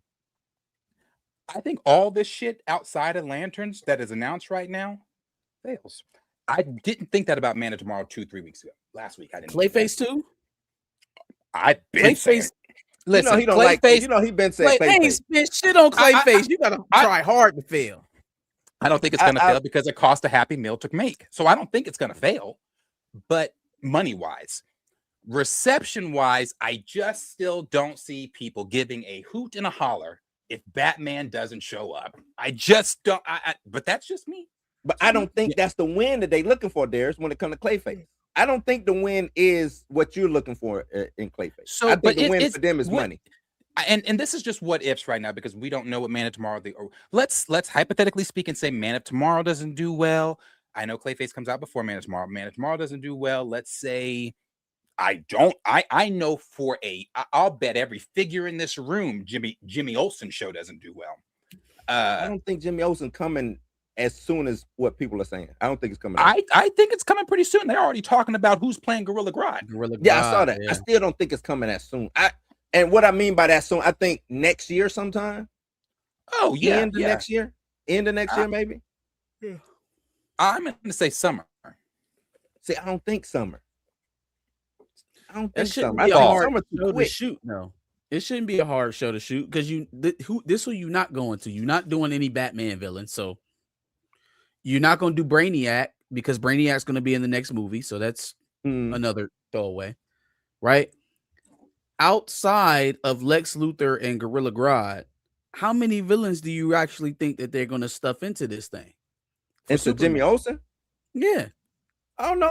From my understanding, it's just Jimmy and Gorilla Grodd. So now, but the synopsis of the show was a look at villains. It was like a docu-series about villains through Jimmy Olsen. Is that what it is? I thought maybe it was him interviewing Gorilla Grodd. Look, man, I'm with Darius. I don't think they should do a Jimmy Olsen. I don't know why that's happening. Gorilla Grodd. I don't know why that's happening. You know, Jimmy Olsen was dope in the show. Huh? Even if interviewing Gorilla Grodd, see, I mean, but when you think about, that's he's not a reporter, right? You're right. You're right. Exactly, Blue. That's my point. So I take it back to what are we doing with the Gorilla Grodd? I thought it was like a what's the Silence of the Lambs type, you know what I'm saying? But he's instead of it. Hannibal Lecter's Gorilla Grodd. Maybe there's a serial killer. Okay, I see. I'm thinking it's something like that. That's what I thought it was. The synopsis said a docu-series, a true crime docu-series, directed by Jimmy Olsen. Nah, that ain't coming. That's not. That ain't coming. It's not coming, Darius. It's not coming. That shit's coming. Because I'm gonna tell you why. Okay. This SDCC that's coming. What is it? Next week? Next week. They not even going, bro. They not yes, they going. Are. No, they Lanterns. They just set up a Lanterns training center. But I think that's just Lanterns. I don't think the DCU has a presence. DCU is not going. James Gunn already said he's not going and said it was because of money. What? So the man said it was a money thing. He said, we strapped for money right now, dog. Our pockets. Maybe they were banking on Supergirl. Maybe Supergirl was about to pay the SDCC ticket. All right, Darius, you got. These are the points. I hope people that have been going against me, and I know, hey, people keep telling me, let me cook. We're only 2 movies in. Blah blah blah blah blah. I hope people. But this ain't cooking though. He ain't even in the kitchen. I know. I've been saying that, Blue. I hope people that have been going against me are really in the chat and watching right now. But because I saw him in the kitchen though. I saw him there personally. This is he done stepped out. The shoe chef done stepped in or something. I don't know. What? Something. How you not at San Diego Comic-Con? How you not there? He just gonna see the ground tomorrow. He just gonna give it back to him. Because I said last week, I think when we were talking about this, I said they need to have a jaw-dropping presentation to compete with what Marvel is going to show. And the fact that they're not going to be there and they're just going to give Lantern stuff, that You want to know why they're not going to be there? Because What's up, he Tina? doesn't have anything. What he's got is what was he going to come out at SDCC with Jimmy? They better make up some shit. Man, you better put Kyle Chandler on your right. Yeah. You better put Aaron Pierre on your left. Pierre. Both of y'all suit up You and better walk bring out out with. Corn Sweat. You I better just don't want to bring- think in the box of SDCC is the place, like Hall H is the place. They might have some other sort of let's energize the fans idea. It's possible. I'm just saying. They are in the middle of an acquisition. For one thing, they're in the middle of an acquisition. You need to be balls to the wall to make this thing work. You coming off a catastrophe. I don't want to call it catastrophic, but for that was a catastrophic failure. You coming off of that, you gotta put your army boots on, go get your AR. You gotta go to war. It's time to go to war now, man. You can't. And the best TV show he can do is Mr. Terrific. Coming out of the success of the appearance in the movie, That's the not best enough. TV show is not Jimmy Olsen. I think we're still missing it. The best thing he could fucking do is the league. That's That's enough. the best thing he could do. You gotta We are get up still there. he's sitting here failing because Superman wasn't a win. I don't care how you flip it, spin it, pop it. It wasn't a win. Supergirl's not a win. Clayface, money-wise, will be a win because of what it costs to make. But we are still sitting here talking about, well, Mr. Terrific. And if he does this, he's failing because, and I don't care about the Snyderverse. So don't compare, the Snyderverse. He's failing because he's not doing Wonder Woman. We're not talking about Barry. We're not talking about Arthur. We're not talking about Martian Man. We are talking about obscure characters that he cares about. And I think he thinks because I made this work with Guardians, I can make all obscure characters work. It doesn't work that way. We want the big, I don't want to say we because there are some people in here that are like, hey, I'm cooking with Jimmy. I want the big guns. I know I'm not alone. He was cooking for a minute. Like you know what I'm saying? He was We were cooking. never cooking. He was We cooking. were never Superman he cooked Superman. Superman was good. I like cooked it. Superman. Superman was good, but I wouldn't say good. we're still cooking because Put that shit we in the started with microwave. Peacemaker. He still Yeah. cooked it. Microwave, grill, ovens. He cooked it. He put that shit in the microwave. He cooked it. The thing is, and this is what he should have said, possibly from the beginning. Hindsight 2020, I get it. Maybe he should have said, "Hey, I'm concentrating on the super family." He kind of went that way in a little bit, but he didn't say, "I'm gonna just do." He should just come out and say, "Super family." Everything else is up for grabs. But see, when he did the Gods and Monsters thing, that's what got people into, okay, you doing Gods and Monsters, but where I ain't seen not one god nor monster. Only monster was in the first 10 minutes of Superman. Gods and monsters. You see what I'm saying? He So- just understands stuff. He just, But that's joking why around. SDCC would matter at this moment in time at this junction. That's why it would matter. Yeah. Because in order to right the ship, you got to get up there and right the fucking ship. And do something, right? And Like, do man, something. fight back. Say something, dude. They talking about, he's saving Clayface for New York Comic-Con. Saving it.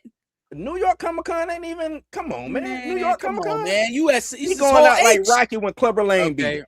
So the only thing that he could do, because we're again, he's saving Clayface for New York Comic Con. Is he gonna tell us that Batman's in the motherfucker? Because there's nothing you can do on that stage that is bolster Clayface to make people go, "Oh my god, I can't wait."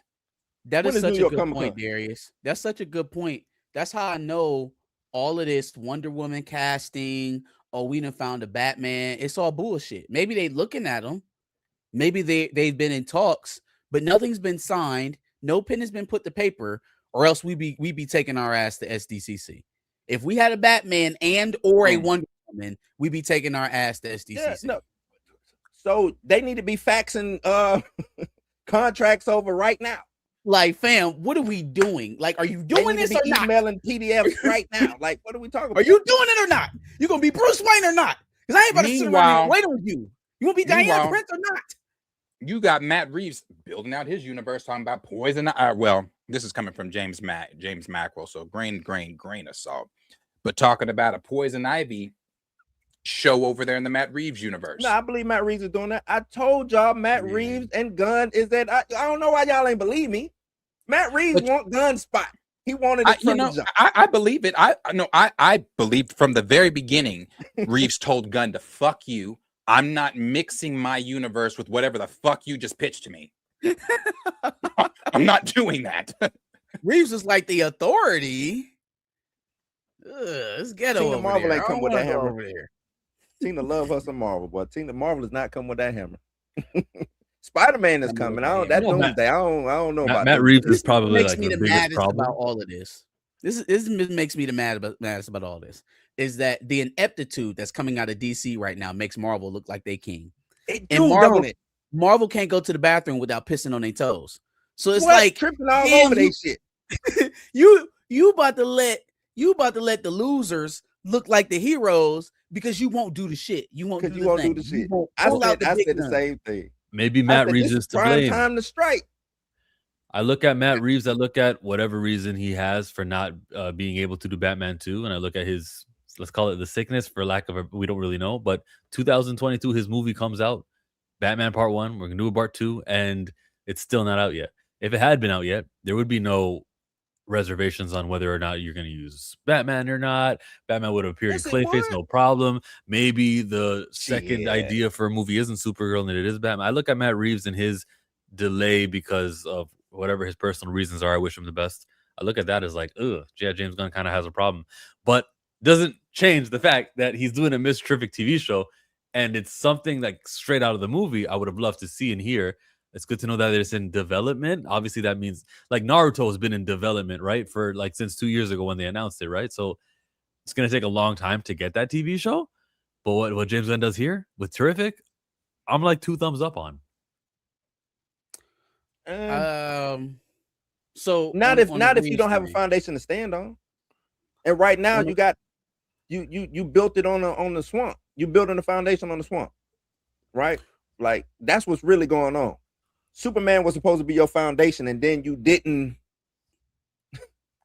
You haven't laid down more concrete or whatever. It's shaky. It's real shaky. So What is Mr. Supergirl? Terrific, huh?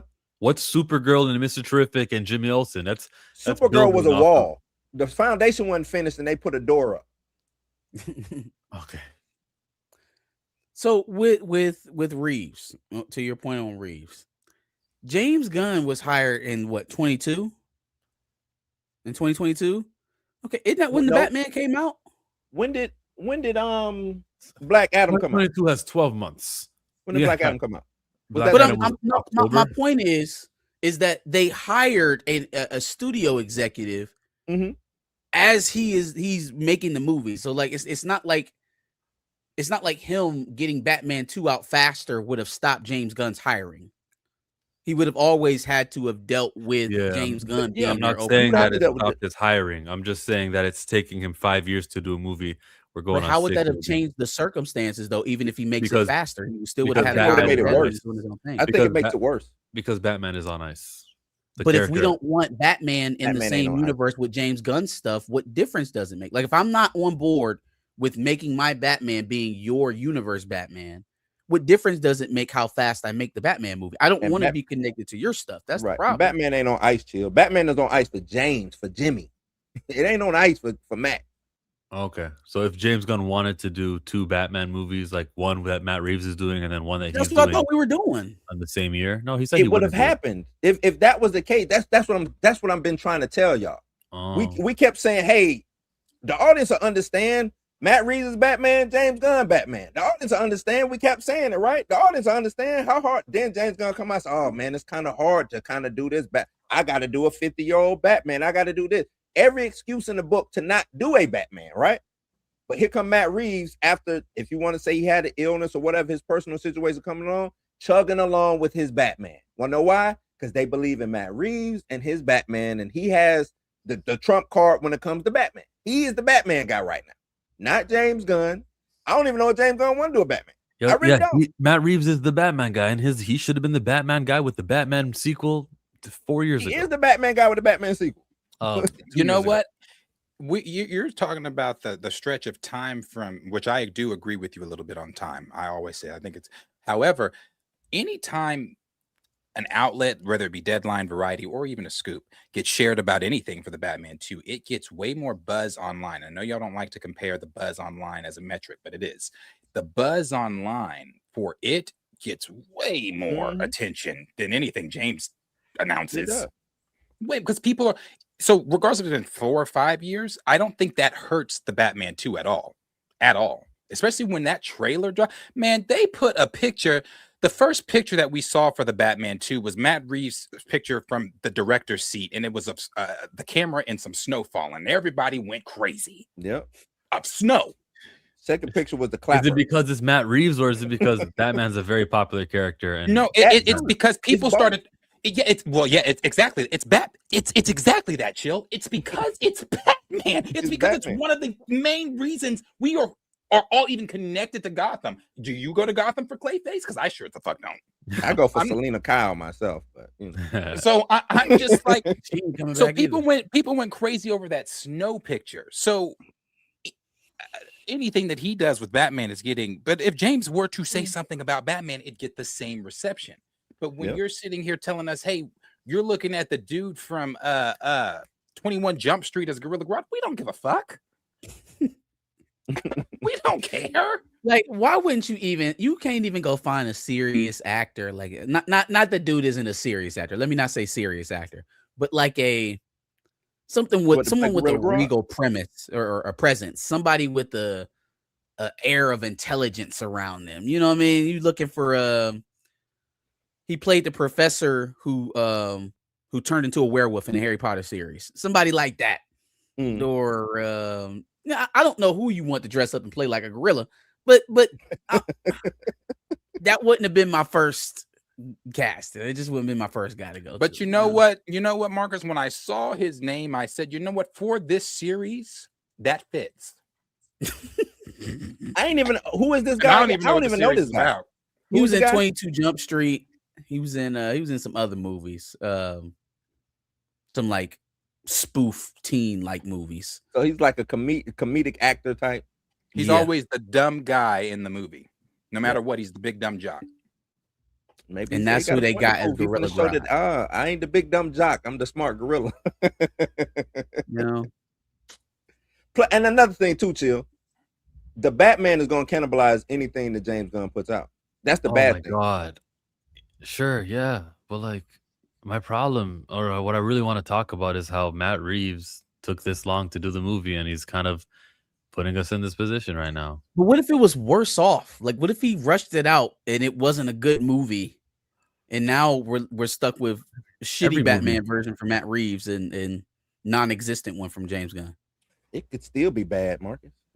Every movie it could be, but I'd rather you take the time that you need to take to make it. True. I don't think it's time that he needs to make it. I think it's time because health problems. From everything I saw on the internet.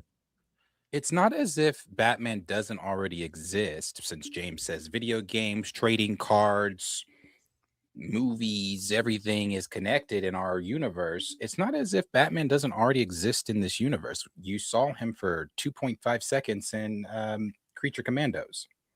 Oh, you're talking about the 3.7 seconds. Is that the name of the show, Creature Commandos? Creature Commandos. You saw him in that show. So Batman exists in the universe. At first I was like, and I still don't think you need to have two Batman going in 1 year. Two Batman movies at the same time, rather. Two Batman movies at the same time. You can at first I was like, don't do them in the same year, spread. If James needs to expeditiously get Batman out. Like very, very quickly. Is Matt Reeves filming his Batman right now? Yeah. It's in production right now. Good. Yeah. Right. We're almost there then. This purgatory will end. Let's do a super chat.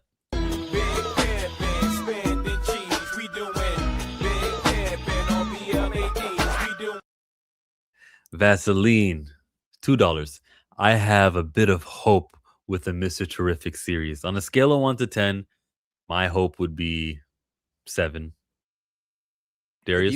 If you'd have asked me when Superman came out, I would have said my hope is high for it. The current, and this could change weeks from now, the current state of the DCU, I don't have any hope for this show. What's your hope, Blue? I'm at a 6. I'm with Darius. If this should have been Mr. Terrific should have took Supergirl's spot. I was always low on Supergirl. Where's your hope at, Marcus? Hope for Mr. Terrific series out of what? Yeah. Out of 10? Yeah. My hope is at like an 8. I hope it does good.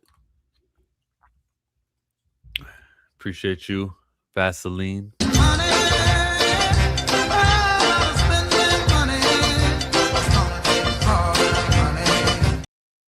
I'm Two Fly Cams. $5 super chat says Mr. Terrific could be really awesome. There you go. See that hope? Especially if it's on HBO. HBO don't miss. Sign me up. That being said, Paramount might cancel all of this after Man of Tomorrow. Yeah, I could see that happening. I could see Man of Tomorrow coming out. If it does poorly, we don't know. I know Darius has his inclinations. I think that Mr. Terrific will probably be like deep in development. They probably have a day schedule for when they'll start filming by the time we get to the summer next year. What, it might be too late to cancel? Maybe. I think Hope they not. stuck with DC. I think DC is in no man's land right now. Like if you cut it, you can't just cut it and then come back with you just gotta let it die. It's like you gotta let it die on the vine. You know what I'm saying? Like you gotta do that, and then you gotta raise the ground, burn it up, and then hopefully something can grow from that. But right now, You said know Mr. who's Terrific on sweating bullets HBO, right not now? HBO Max. HBO Max and HBO is basically the same thing, right? There's no difference. yeah, they're the same thing. Yeah, So I then- don't even think it's an HBO no more. Really, You know who's sweating bullets right now? David Ellison. Imagine you just overpaid upwards of like $35 a share for Warner Brothers, $110 million to outbid Netflix. Mhm. In cash cow of the studio, the supposed cash cow, the most green thing in the entire umbrella is falling like face first, hard. Boom, broke your nose. Fucked all this shit up here. You got granulars all up in your forehead. That's how bad it's face planted right now. How do you suppose you gonna make that money back? Where you gonna go? Where you gonna go? Your most popular stuff is on a streaming service that makes you no money. Where you gonna go? I'm sure he can just call a Rothschild. Super chat. I take what's mine and take some more. It rains, it pours, it rains, it pours. Yeah. Battery with the $2. One gun misfire and the sky is falling. Let's see Man of Tomorrow. It's like it was a big misfire though. Like this was a huge pretty big misfire. I just want to say that's bullshit. And the reason that's bullshit, the reason that's bullshit, Battery, is because you were saying like Supergirl, you and some of the other ones that are just really, and I'm not saying I'm not rooting for Gunn or DC because I am, but I'm also not blind. You guys were saying Supergirl was gonna just wait for Supergirl. We just got to see. Well, you saw Supergirl.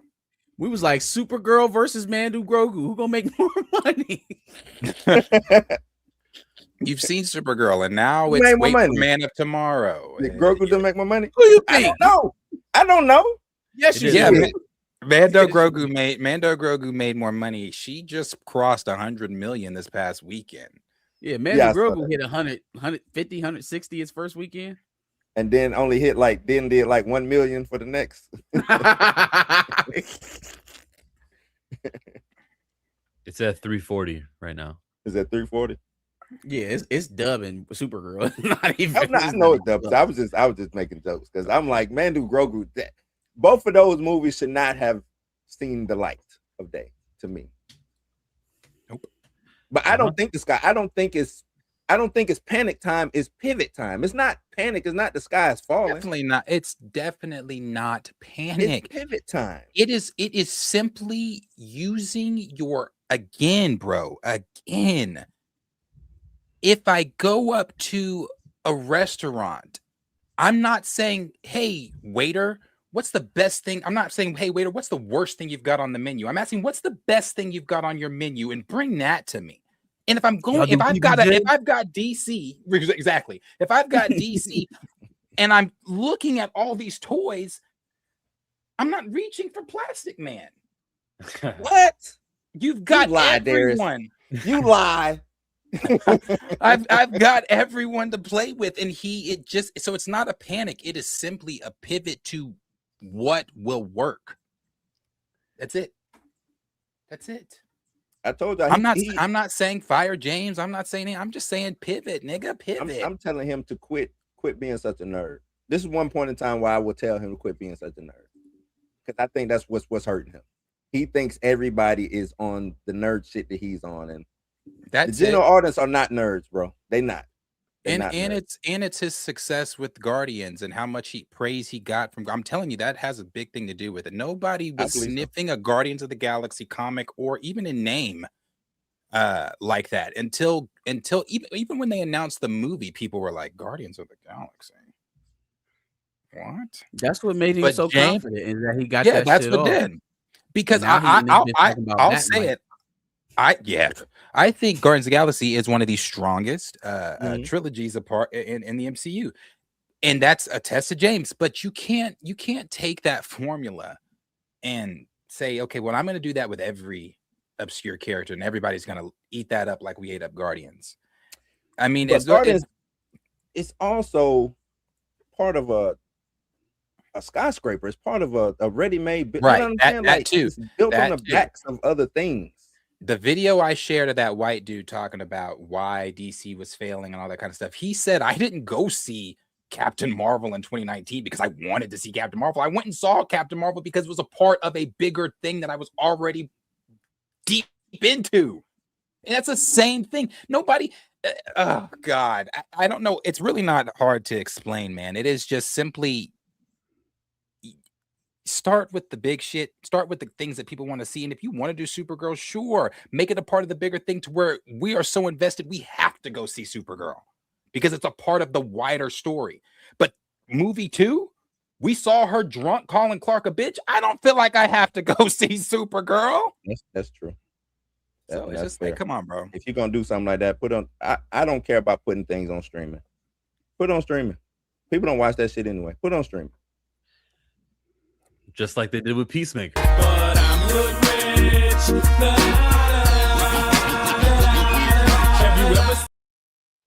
Simply put, everything with gun hinges on Man of Tomorrow's performance. Do you all like the rumored Batman DCU pick? Is that Brandon Sklenar? Who? Brittany. Brittany. Oh, Tom Brittany. I will be tuned in for Mr. Terrific. You better be tuned in for Mr. Terrific. I don't know who Tom Brittany is. I'll search him right now. Do you guys like Tom Brittany? He looks the part, but I mean, at this point, James Gunn could pick whoever. As long as you say I got Batman coming, he'd be good to go. Like, They asked about it. He said no comment. Tom Brittany. Oh, that's definitely like something, right? He's 35 years old, so I wouldn't start with a 35-year-old Batman, but whatever. He's supposed to have a kid with Damian. Damian Wayne's supposed to exist. Yeah, he gotta be a father. All right, I mean, 35 it is. how old? Corn Sweat is 38, right? Nah, I thought he was younger. I thought he was like 32. Yeah, he's like Is he 32? Something I like mean, but that ain't far from 35. I guess that's what I'm trying to get at. Like, they still similar in age. But yeah. He'll And be I agree 32 when with they film. Arthur. I think it does depend on it all hinges on Man of Tomorrow. oh yeah, most definitely. That's got to work now. No matter what. I don't. Clayface, lanterns. For everything to go forward, Superman has to work. Mhm. Superman's got to work, and I think it's gonna work because that's where he's playing ball at. He ain't playing ball with none of that other shit. As much as the story came up about him putting his hand on the scale when it came to Supergirl at the end, he was hands off for the most part, and you can tell. Blue. I don't know, Blue. I agree with you on the whole part of him being involved with everything. I don't know that it works because we've seen this. People are sick and tired of being sick and tired, and we have seen this already with Marvel. People went and saw Deadpool and Wolverine. Why? Because the nostalgia. It was Deadpool. Yeah. Blah blah blah blah blah. But they didn't tune into Ms. Marvel. They didn't go watch Captain New Shit. They didn't go watch Captain New shit. Thunderbolts No or any of the shit. other stuff. They didn't go watch that stuff. Now, undoubtedly, people are likely showing up to, well, obviously, people are showing up to Spider-Man. People are likely showing up to Doomsday and all that kind of stuff. But I think if for Man of Tomorrow, because Superman, it wasn't like it was. Yeah, No, it didn't blow man. it didn't blow the roof off. But I So still if think you're it leaving makes a bitter taste in people's mouths. Now, again, I'll say this too. If Martian Manhunter, Wonder Woman are truly I think in it's gonna be a cameo fest, and that's what I was gonna say. I think it's a cameo fest there. then that changes things dramatically. I think people are like, hey, this ain't a Uh-huh. monkey typing super shit. This is Wonder Woman and Martian Manhunter, members of the You're my league. We super need It's to gonna go be like see- a BVS type movie. I think you guys Nah. praised Martian Manhunter a bit too much. BVS had Wonder Woman in it. It had Yeah, but I think it's gonna be bigger than BVS with the cameo. Oh, okay. What were Yeah. you saying, Chill? You think Martian Manhunter is not a big name draw?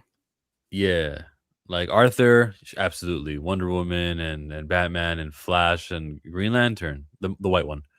But then Martian The Manhunter. white one. I was about to say the caveat was crazy. Both I of don't them, think you both- can make I think a- both of them. You think I the don't white think one you is more could make a popular? movie off of Martian Manhunter, but I think him being a cameo in any of these movies, be it a Batman or a Superman movie, anything that makes it feel like the league is starting to Connectivity. coalesce. Yeah, the connectivity, because that's what he needs right now. Right now, he needs some connection. He needs some spades partners out there. Right now, he playing spades by himself. Right one. Yeah, the white one. That is wild. The Yeah, white there's two Green Lanterns, right? There's the There's white three. one, and then there's the No. rest. There's a whole bunch of Green Lanterns, but there's only one John Stewart, my man. Gang. Only one. Super. popular- Money, green, money's all I need. Money, green, money's all I need. Torian Wayne Reloaded. Obsession was made on a 750K budget. It has grossed 406 million plus. The big budget movies ought to be ashamed of themselves. Yeah. Why did Obsession do what it did? Is it just word of mouth? Like, is there more to it? Is there a TikTok craze? Is that what more to it is to make that much? It's a good money? movie. Original. Just Good, original good movie, yeah. That's it. Sometimes that's all you need, man. And look at Clayface. I think Clayface is gonna come back and make a little bit of money.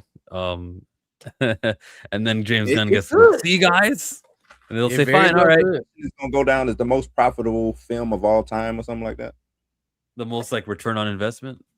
Yeah. Is Darius talking to us? I think he's muted. Sorry. Clayface is going to make money. I mean, yeah. It costs what, 40 million to make the movie, Yeah. something like that. Yeah. It's So, it's like, the gonna superhero audience going, will come. are they? Like, That's- how many people that- showed up for Morbius? The same. You just need the same amount, and you're good. That's the point right there. How many people showed up for Morbius? How many people showed up for Madam Web? I don't think that's the People fooled. It is Blue. People think that's the fooled Sony into believing Morbius was good. That they put the film back in theaters for it to bomb. They didn't twice. fool them. Sony just stupid. They just seen that they film was trending and didn't look at anything what was being said. So, if these studios are stupid, are they stupid enough to be ashamed of themselves, like Torian says? No. So what are they Even- saying? What are they Well, chopping that up? They're movie, they like- weren't ashamed of it. So when they see Obsession do what it did and make 400 times its money, they go, "Oh yeah, Why that's do we just because think this? TikTok." Why do we think this though? Why do we think that the horror audience is going to show up for Clayface? I keep. I need you and to, I need you to If it's research. good, if it's a good movie, can I, research okay, the but horror community there. Research. can I just say this really quick? And I've said it before. I just want to say it again. Obsession did what it did as a horror film because it's an original thing. You know, it was great. Blah blah blah. They're talking about it being one of the most profitable horror films, original horror films of all time. All this kind of stuff. You got Sinners, what it did. Even though I don't consider Sinners a horror film, you've got Weapons, and even though it didn't make a lot of money, the word of mouth for Weapons was really good. This isn't like walking into Sinners and, other than the trailers, and if you read things online, you don't know what it's about. This isn't like walking into Obsession. You don't know what it's about. This is not This is walking into a character that has a long-standing presence with Batman in comics. So just because you throw, hey, horror on it, does that still make people want to come? Because this is not an original character. People want to see Clayface typically because he's with Batman. So, and again, I keep asking this, and no one's answered. And I know no one's answered because we don't know logically, but what possibly could he be doing in this movie? Killing people. So it's Michael Myers, but we're throwing Clayface on it? I don't understand how that's a draw. How is it a draw? How is that a draw? How is that a draw for superhero content fans? That's what Darius, I told you, quit thinking of that as a superhero movie. I keep trying to tell you that. Just because they put the DC logo on it, they not marketing as a superhero film. What about Joker? They're not going to market it as, even if they slide Batman into it, they're not going to market it as a DC film. Fine. The Joker stands in a lane on his own. Yes, I've said this so many times. Watching the Joker, I wanted Batman to show up. I wanted him to show up. It was still like, this is cool. This is dope. But it'd be really dope if Batman showed up. I love that movie. Joker's great, but Joker stands in a lane on his own. We cannot compare the Joker to Clayface. I'm not comparing the Joker to Clayface at all. Joker is Joker. I'm not doing that. Joker made $1 billion because off the back of just being Joker. I understand that. And okay, but so people got duped into going into the Joker because it's the Joker, right? I thought the film wasn't all that good to me, but I know I'm in the minority in that. It was okay. I liked it. I liked it a lot. I didn't like that second one, but I liked it a lot. Now, I don't know if Tina's being facetious or if she knows this from CinemaCon. Now, if this is true, what are we doing? Why is Clayface going after? You know what? A hero? The movie's not for me. Hero? The movie's not for me. So I'm gonna go back and forth on Clayface all the way till October. So I just hey, I tell you what, I said this too. It's the last thing I'm gonna say. They're gonna the reason why I have my reservations signal's gonna come up in the sky at the end. They're gonna be like, hey, he's here. I got reservations. I got reservations because of what Blue said. Like the horror crowd is going to be out looking for it, and they are releasing it at a time where horror is going to be king. But my thing though is that the only crowd that is as snooty or as particular about details. The only crowd that's more like that than comic book fans or Harry Potter fans is probably horror fans. Mm-hmm. Right, very particular in what they would like to see. Very aware of tropes. Very aware of but tropes. They go and stuff see like it. That in film. But they go see it. They will go see a movie that sucks. But they're not going to inflate a bad movie. Is my point.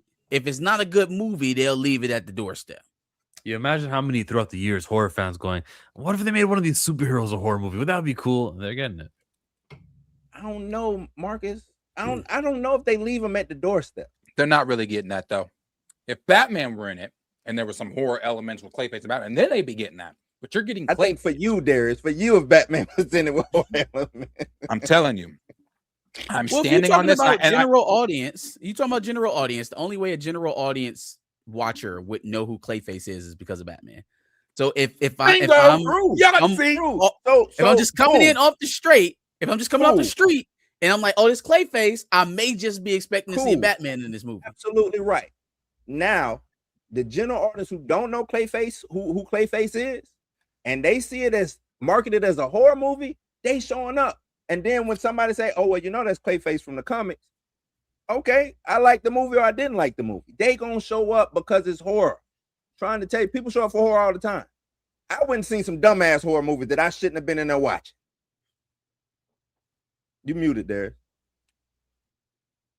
I'll Eat Crow. This is July, August, September, October. So we got basically 2 months. 2 months, 2.5 months. I'll eat crow if I'm wrong. I strongly feel though, Blue. Horror audience be damned. I do not feel. Me and Jimmy gonna cook it up. I do not feel as if people are going to. This is gonna be what, regardless of who's right. I don't feel like this. I don't think so. I don't think so. I just And don't think I'll it's like it. It's the point. Well, you don't like horror, so are you watching it? I'll eventually watch all of them, but I don't care. But that Yeah, watch that's won't it too. count. I don't care. It won't count. That watch. And won't see, count. and the to pin the point, it's what Marcus said. General, I mean, most people know Clayface because of Batman. I mean, I don't even. Yeah, most people know Clayface because of Batman. So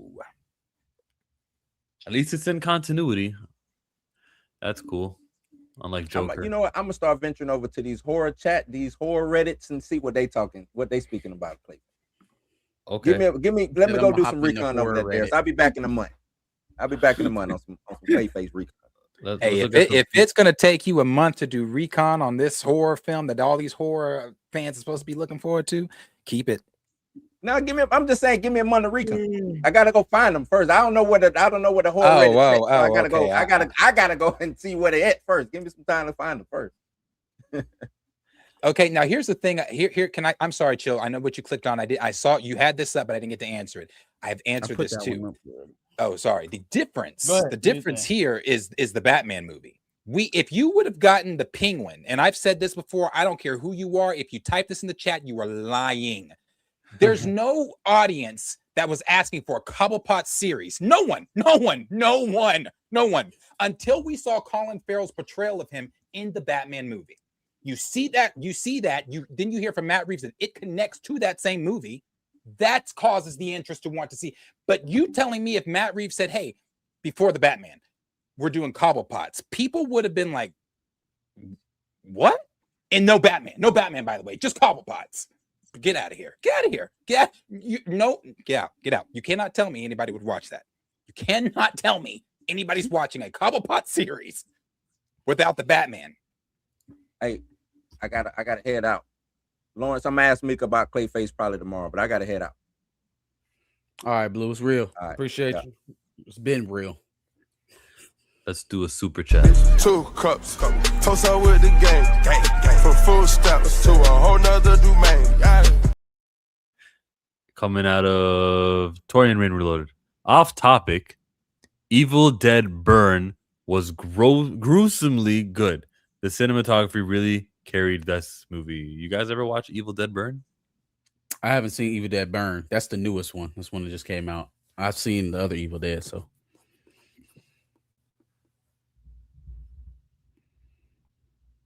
It's dope. Sorry, I didn't see it. Gruesomely wish I good. I've never heard Wish those I could two add to that. words go This- together. I wish the I could, Jordan. I haven't cinematography seen that. carried the movie. Cool. Like another super chat. Thank you for sunshine. Thank you for rain. Thank you for joy. Thank you for pain. I'm Too Fly. Do you guys, including chat, think this Man of Tomorrow is going to be a light Justice League movie? As in, we see Manhunter, Wonder Woman, and a few others. # save DC. Yes, I do think that. It's going to be We can more because even Superman 1 was a light Justice League movie too, because they had all these The the Justice Hawk Gang. Girl, and they had, a Green Lantern. Terrific was there. They had light. Cam, Justice League. let's hope so. Let's hope so. Fingers crossed. You I think agree so? with that. I Yeah. agree with that. I think that. I mean, yeah, I agree with that. They had a hot girl in first Superman. It wasn't Shayra.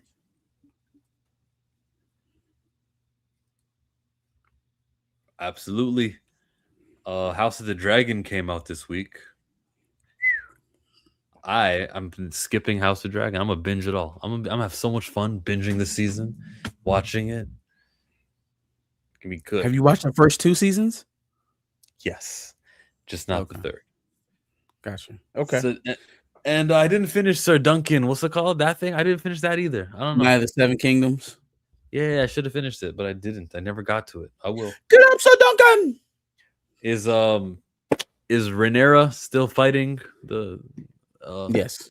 the greens yes. and the golds? Is that what's happening? Well, chill. That's So- not going to go away. They That's so the show. she finally took the Red Keep. She finally did the thing, and she slayed Otto Hightower. And well, I guess we won't. If you're pretty behind right now, anyways. Some of the highlights was I thought it was really smart to show her getting blitzed with request. Like right after she does what she does to Otto and starts going about the business of governing, there really is no time in between. Like people immediately start asking her for shit. This is running low. We need money for this. Oh, by the way, they ran off with all the fucking money. They took it somewhere. We don't even know where it's at. Oh, it's a little blonde boy out there in the Riverlands claiming to be the actual heir, Darren, and he got him a little dragon, and they done stole a town out there that declared for you. It's just she's getting bombarded with stuff right as she's getting in there, right? She just has no time to settle in. She don't have money for a coronation, right? In comparison, her brother's coronation happened that same day. As soon as they decided to take that shit from her, he got coronated that same fucking day. So the juxtaposition of how they did it, and they had time to kind of slowly ease into the role. They had money for celebrations and all this other stuff to make it look good. Rhaenyra is a wartime president or queen, and she's broke right now, or at least the city is broke. So it's a lot more helter skelter. Also, seeing some of the politicking happening early on. People jockeying for position, people being told yes for the sake of keeping them happy, people being told no for the sake of keeping face. I thought it was smart of her to do what she did to the lords that were hoarding resources. I'm still shaking my head at what she did to Corlys, what she did to her hand. You got me fucked up. You got me fucked up, and I might just become a green because of it. You mean I gave my wife and her dragon? I gave my ancestral home and all of my retirement earnings, apparently. My ship, my fleet, and just about anything else you can take from me. The only thing I asked you to do was name my sons Valerian. Now, why is it that Ramsay Bolton was able, or not Ramsay, excuse me, Roose Bolton was able to name Ramsay Snow Ramsay Bolton, but Corlys got to ask permission from Rhaenyra to name his son a Valerian? It's your name. It's not her name. Am I missing something? No. I'm tripping. Why did he need her permission to give his name out? Well, I think trying to think during that time, who was Ramsay answering to? Was it, because it wasn't Joffrey? Was Joffrey It was alive? Roose. No, Joffrey was already dead. Tommen was sitting the throne at that point. Okay, well, nobody was answering the Tommen's ass. So he probably, I don't know. Go ask Tywin Lannister. No, he didn't. That's a good question. Not sure why. Not sure why. But I agree with Rhaenyra's. It's 100 years later. It's like a little over 100 years, not hundreds of thousands of years. They still carrying swords and riding horses and riding dragons. It ain't hundreds of thousands. It's 100 years. I think I agree with you on Rhaenyra's rule as far as what she did to those lords and stuff, hoarding they shit. However, I thought she gave a master class on what not to do as ruler once you've captured the 7 kingdoms. First of all, really the whole thing with like you said with Corlys, that was her explanation was wrong. His outburst was justified. Calling them bastards and all that kind of stuff. Because like you said, I gave my wife, I knew your child was a bastard. So much. Yeah, and I still named him heir at the sacrifice of my brother's head. But at the same time, I'm not saying she shouldn't have. I'm not saying she shouldn't have. She still should have. However, Corliss is wrong too. The only reason he wanted to name Adam and Alan Valarian is because I'm looking around and my line is gone. Although you motherfuckers I've known about for 30 years, and I could have named you Valarian a long time ago. But I was too ashamed of you and what that could do to my name and all that. But now that my name is at risk of, I want to pull. Now I want to dust you off the shelf and play. No. It's both. It's both, and he's already owned up to it. It ain't like he's trying to get that off without acknowledging the fact that he. Oh yeah, yeah. He ain't trying to hide the fact anymore that hey, look, it was what it was. I had a new wife. I wasn't trying to burden her with my past. I shouldn't have did that shit. I was wrong. Like he said that to Adam. He said it to he hasn't said he said it to Adam.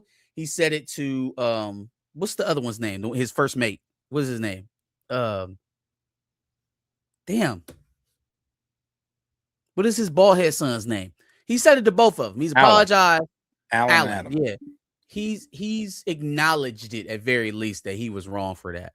But with Rhaenyra, he's a soldier, so it's hard to say that she owes him, but she owes him. Like, I didn't even want to be your hand. I didn't want to have nothing to do with you. I didn't want to support your claim. I wasn't on this shit with you at all. And then I got down and I lost my wife and I lost Driftmark and I lost my fleet. At very least, and you haven't even promised to make me whole on any of that.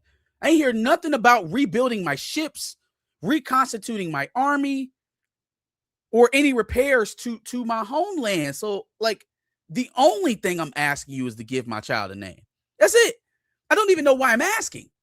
Like, I see Tina, she's like, oh, well, you want to do that out of respect.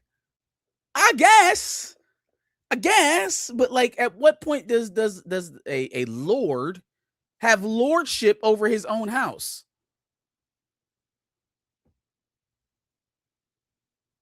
No, he wasn't. It was before. They've all established it happened before. I think she even talked about how it happened before.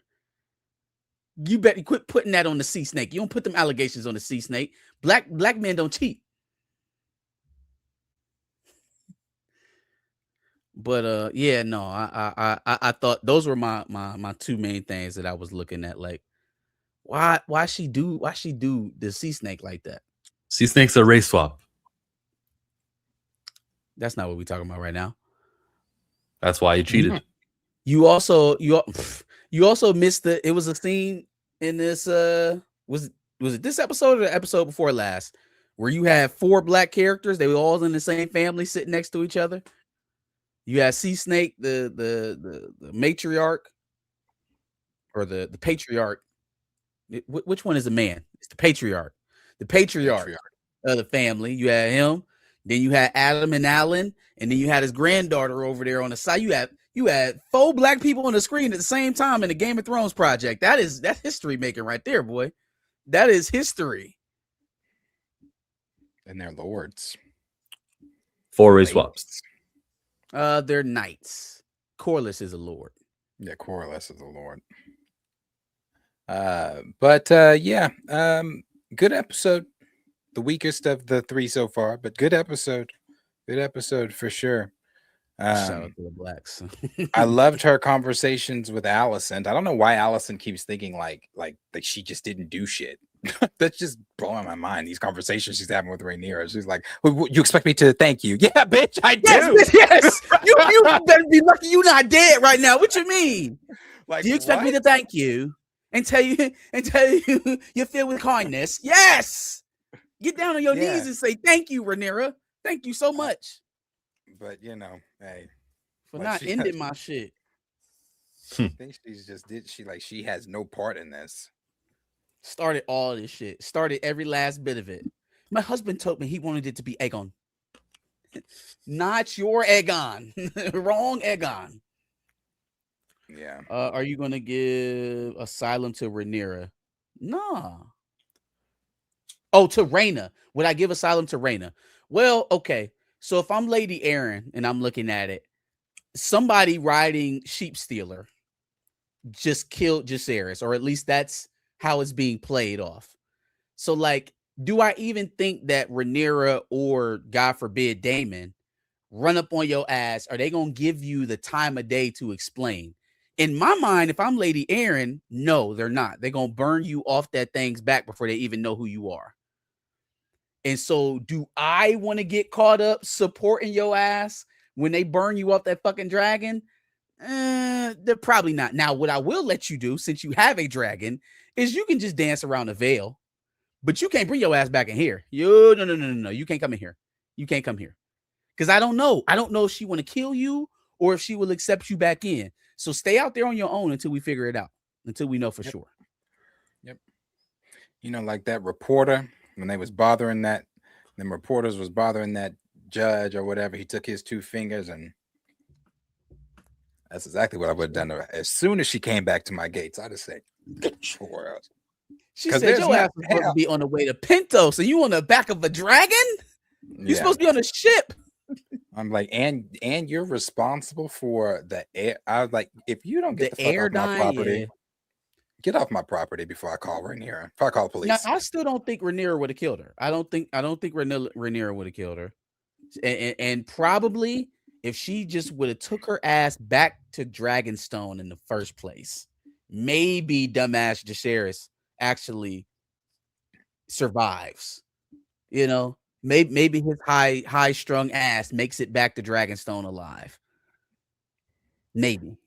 His reign as king might have been real short because Jacaerys is quick to action, slow to think.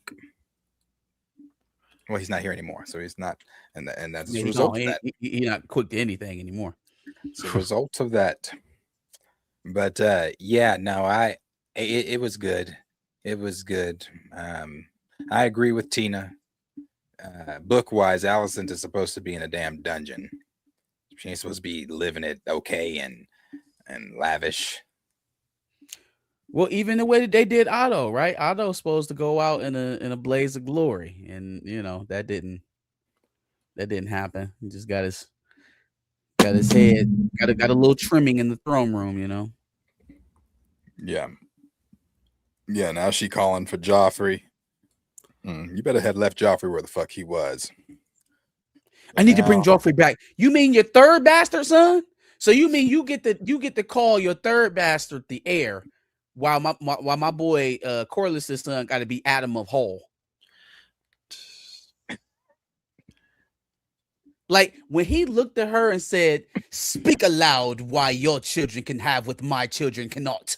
I was like, "Ooh, he know he black. This is Game of Thrones, but he still know he black." Say it, Rhaenyra. Say it. Say why he can't have what you have. Because what else could it be? What else could it be? The Valerians, other than the Targaryens, the Valerians are the oldest house in Westeros. So what exactly is it? Why can't my bastards become legitimized and you can just go around lying about yours? Huh? Say aloud. Yep. Say it aloud. They ain't even got. You are black. They ain't even got to. She pissed me off when he was like, "You've probably noticed that that these are my sons," and she was like, "I hadn't noticed." I'm like, "You was a lying motherfucker. You about to lie in this motherfucker I never met in my life." Because it ain't but 3 brothers in all of Dragonstone, and he be around 2 of them all the time. You ain't around that many black people. That one part was funny with Alf too. She said, who will you becoming as? Targaryen. She said, "Oh, absolutely not."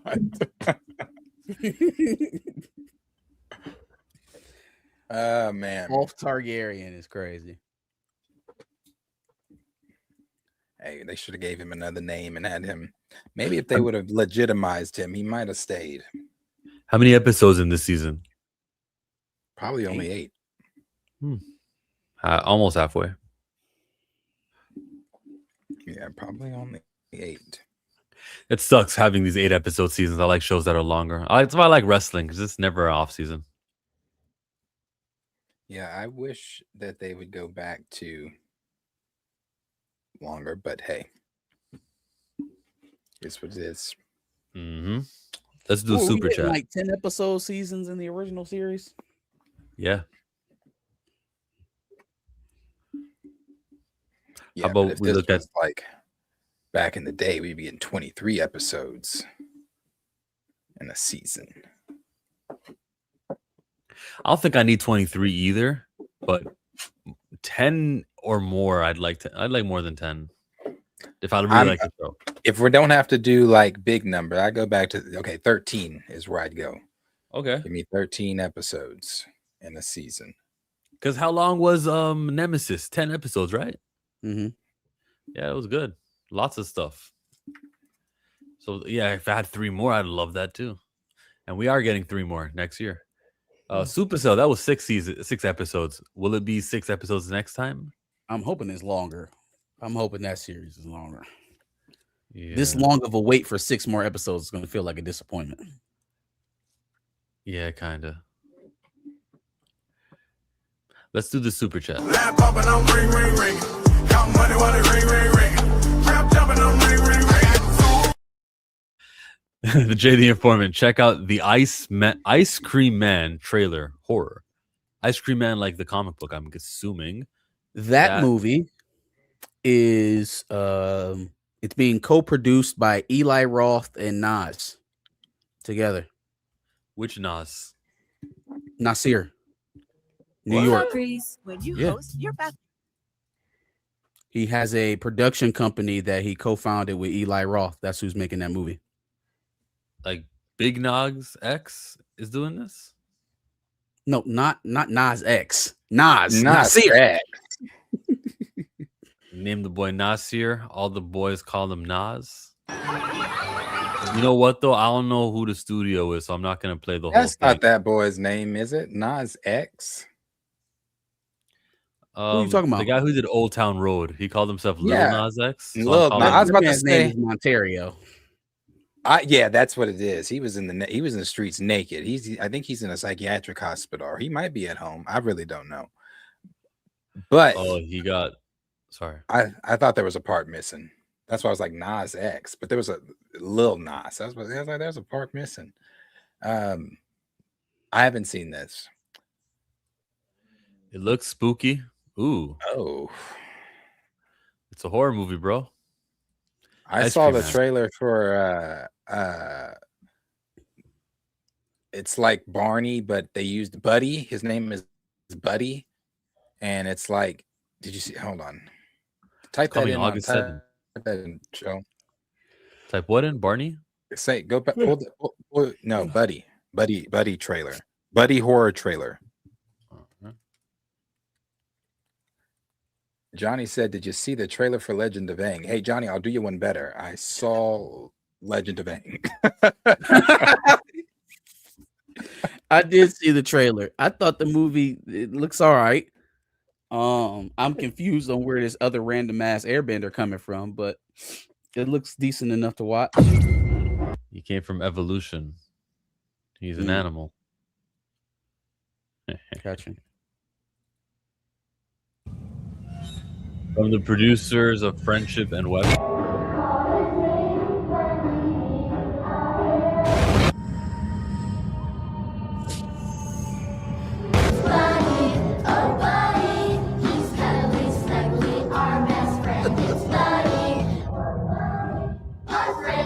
It's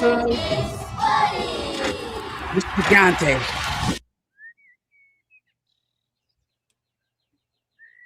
I'm a Gigante now. Thank you for clicking on our video, everybody. If you like Yeah, I have no idea what the hell that's about to be. I feel like that should be in the same category as Winnie the Pooh, Blood and Honey. Definitely didn't watch it. Probably Yeah. of the same ilk. Yeah. Did you watch Winnie What the do you Pooh, Blood and Honey? I did not. I didn't either. What are you expecting to get out of the rest of the season? If the God's Eye is going to be in season 4, what do you think the rest of the season is going to consist of? The God's Eye, is that what is that? It's a battle, or it's a fight. We should see the, what are they called? I forget Alpha and them. What are they called? The Dragon whatever, Riders? the Dragon Seed Riders. We should see them betray them. We should probably see Tumbleton, maybe the first battle of Tumbleton, where that happens, the betrayal. I want to say that's probably that.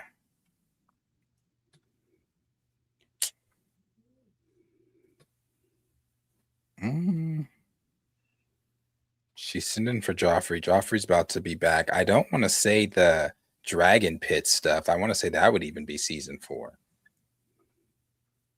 But maybe season 3. Maybe that's in season 3. I don't know. But maybe those two things. I think we're in for even more of Ryan Condal's adjustments or his personal touches on this season. I don't think we've seen the end of him just yet. The guy who sent over the fake Darren Hightower, Orman. He's very interesting to me. He's obviously pulling the triggers for the person that he wants to ascend the Iron Throne, whoever's backing him. I think what he's going to be doing with Tumbleton, and maybe they don't go the same exact route. I had the idea that he doesn't need Rhaegar. He already has a dragon there. He uses that dragon to burn the people of Tumbleton and blame it on Rhaenyra and say that she came and did it anyways. He waits on her. That's the setup. He's trying to get her to draw her in to do exactly that. She doesn't do it. So he burns the people of Tumbleton and blames Rhaenyra. Because if somebody's winning the hearts and minds of the people right now in the show, it's Rhaenyra, because of what she just did to all the wealthy people of King's Landing. So the way to turn that tide back is to show her killing innocents, or at least frame her as to be killing innocents. It's one way.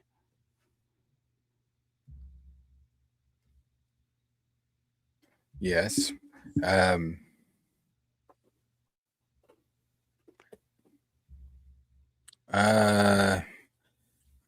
Well, the stuff with Tumbleton, I don't know. It depends on, how much really they've changed from the books. I mean, I really don't know. Could go that way. Yeah, I think that's only going to continue to show its head, how different it is from the actual book narratives.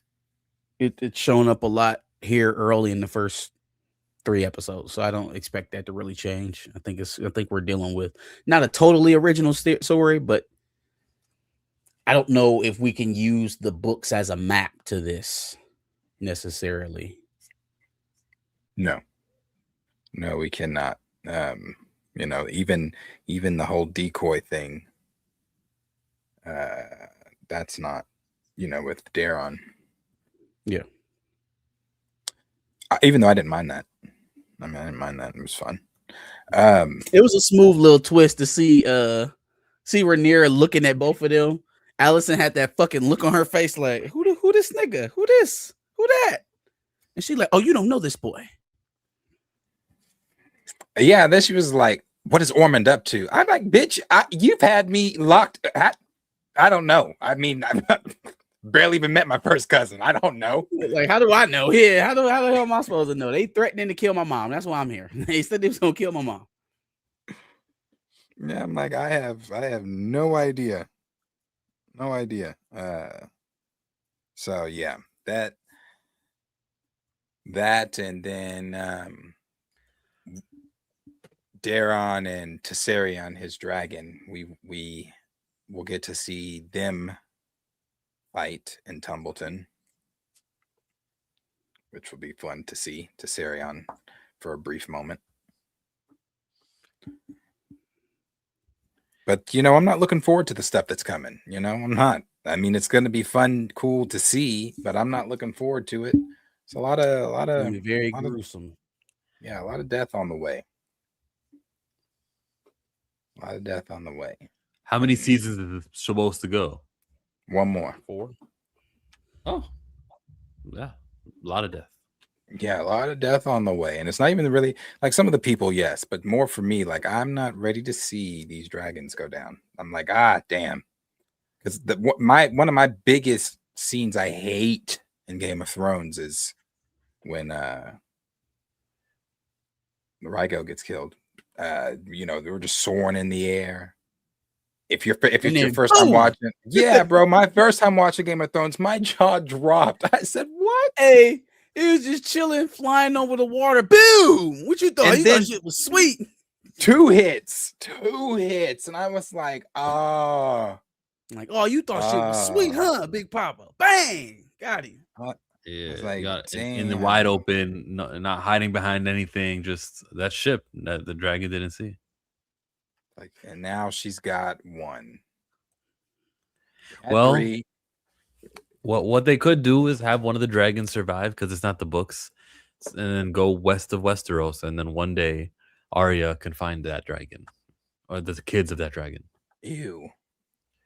I'm so sick of us giving shit to the Starks that don't deserve it. We've given the king's seat to Bran the Wise, or whatever the fuck he is called now. we talk about giving the only person that I wouldn't even say, yeah, actually, you know what? Give Sansa Winterfell since her brothers ain't here. And Bran is technically to him not really her brother no more. So give Sansa, because she went through some shit. Give Sansa Winterfell. Arya finding the dragon, no. Arya lived her dream. She went she went and did everything. She got to kill the Night King. No. He found a wild dragon. And then John just out here bumming it north of the wall. Yeah. Just living the rest of his life as a hobo. King of the hobos.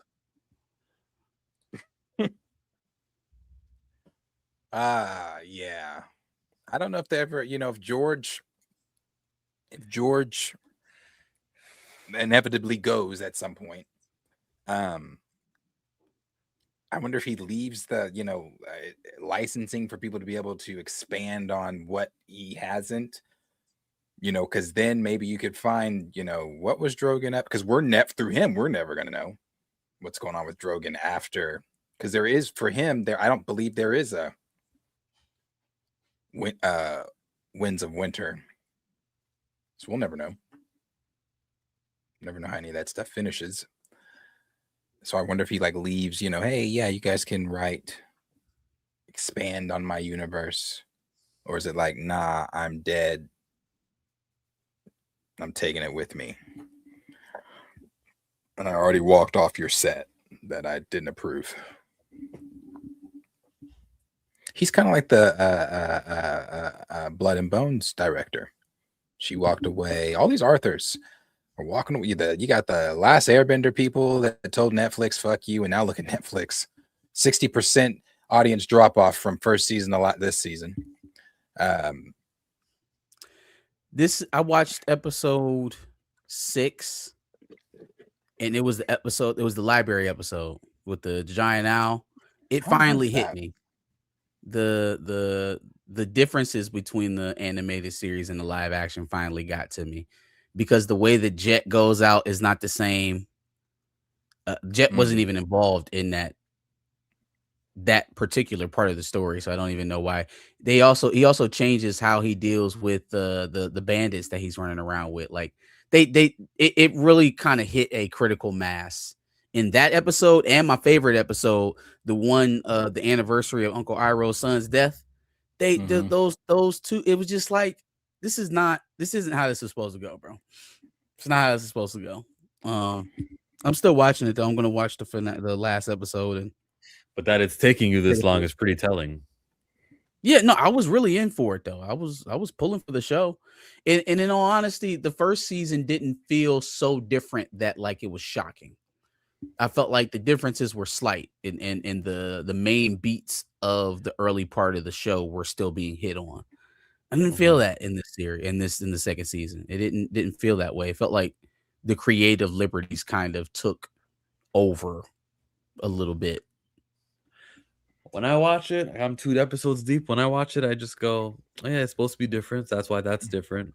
But it was cool to see the fight with the snake monster, the sea snake monster. Mhm. Yeah, it was like it's like, wow, this is nice to see because I remember the M Night Shyamalan, and I remember like this is kind of nice to see.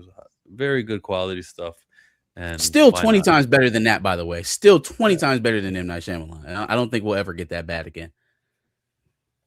Yeah, I saw people saying, I don't know, on Twitter, I don't know if people are trying to just be funny, saying that, oh, can we have this conversation comparing those two now? And I was like, hey, listen, it'll never be that.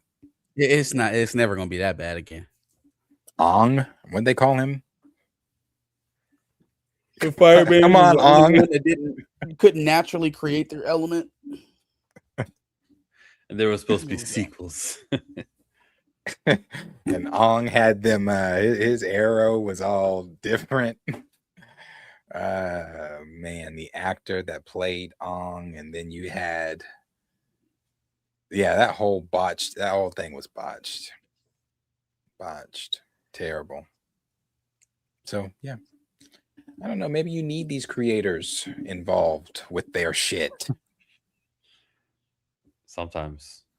But Children Blood and Bone will be fine. You still gonna watch it, or you feel like, oh nah, Solidarity, can't watch it? How do you feel No, about I'm still gonna watch it. There's some brilliant black actors in this movie all coming together. But I don't know. I'll We'll need see. a bigger reason not to watch it. I think that's what, and even though it's a Paramount movie, I think I'll pay a movie ticket to support this.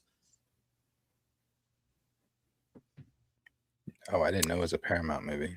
Yeah, it's gonna be a digital one for me, dog. Gonna be a digital one. If I had to pay a per episode price to watch Game of Thrones, it would matter a lot more to me that George wasn't involved in this season or got boxed out this season. Okay. Do we have any final words before we bid these guys adieu after 3 hours and 12 minutes? It's been real, Pantheonists. Thanks for joining us for another Thursday. You can catch me on Sunday, this Sunday, coming up at 4:30. So check us out. Come on through for some dubs and L's. Recast T'Challa. For sure. Always. Refer to Toussaint as his real name, Toussaint. And don't take the marching orders of Alex from Cosmic Circus. You can drop the junior, okay? You can totally drop it, dude. We're just going to go with T'Challa. My dad died, so don't call me Junior anymore. I'm the man. Oh, yeah, recast T'Challa. From the river to the sea.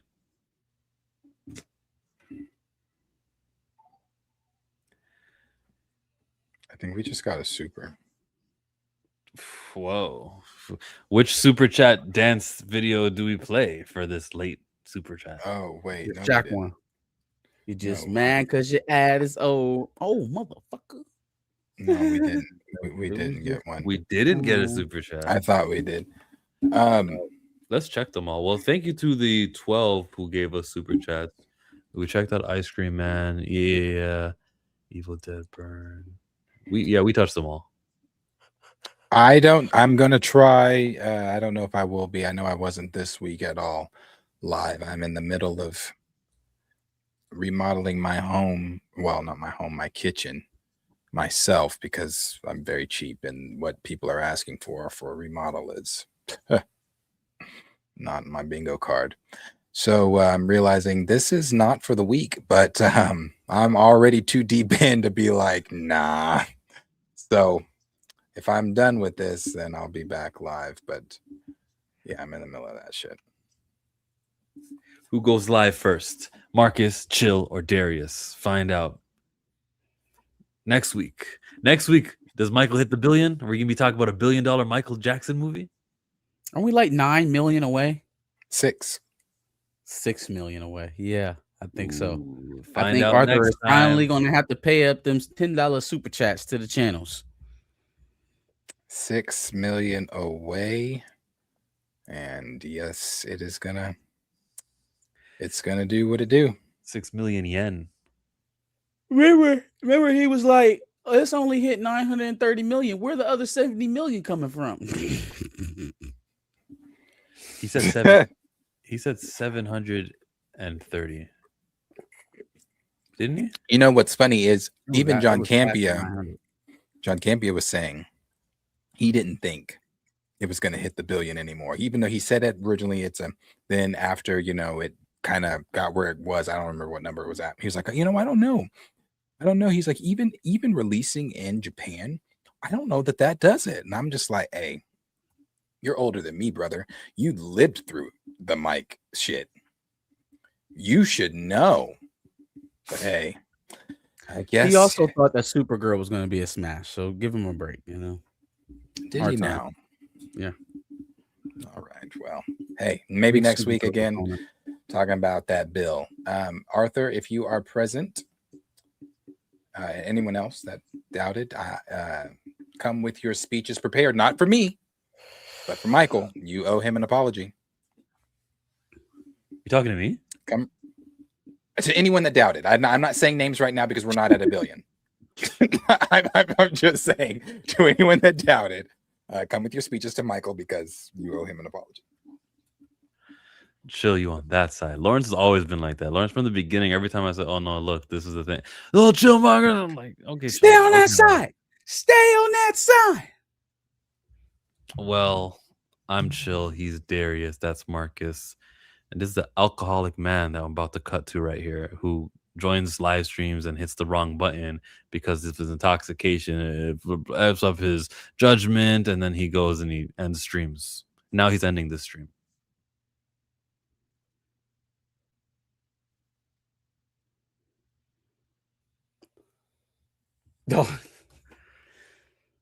Damn, I thought you were gonna end that. I put this whole thing in my mouth, and that was like a Hey. big ass nacho. I'm thinking it's cutting. So Marcus Oh, usually says, shit. "To the You Josh," gotta and I remind thought us he'd that you say can it. do it. We're You just gotta- not. Hey, I've been watching y'all every single time on Thursday and Friday because I swear to God, y'all switch up every now and then. But rock out. I'm fucking with it. I'm out. Thank you, Josh. Appreciate it.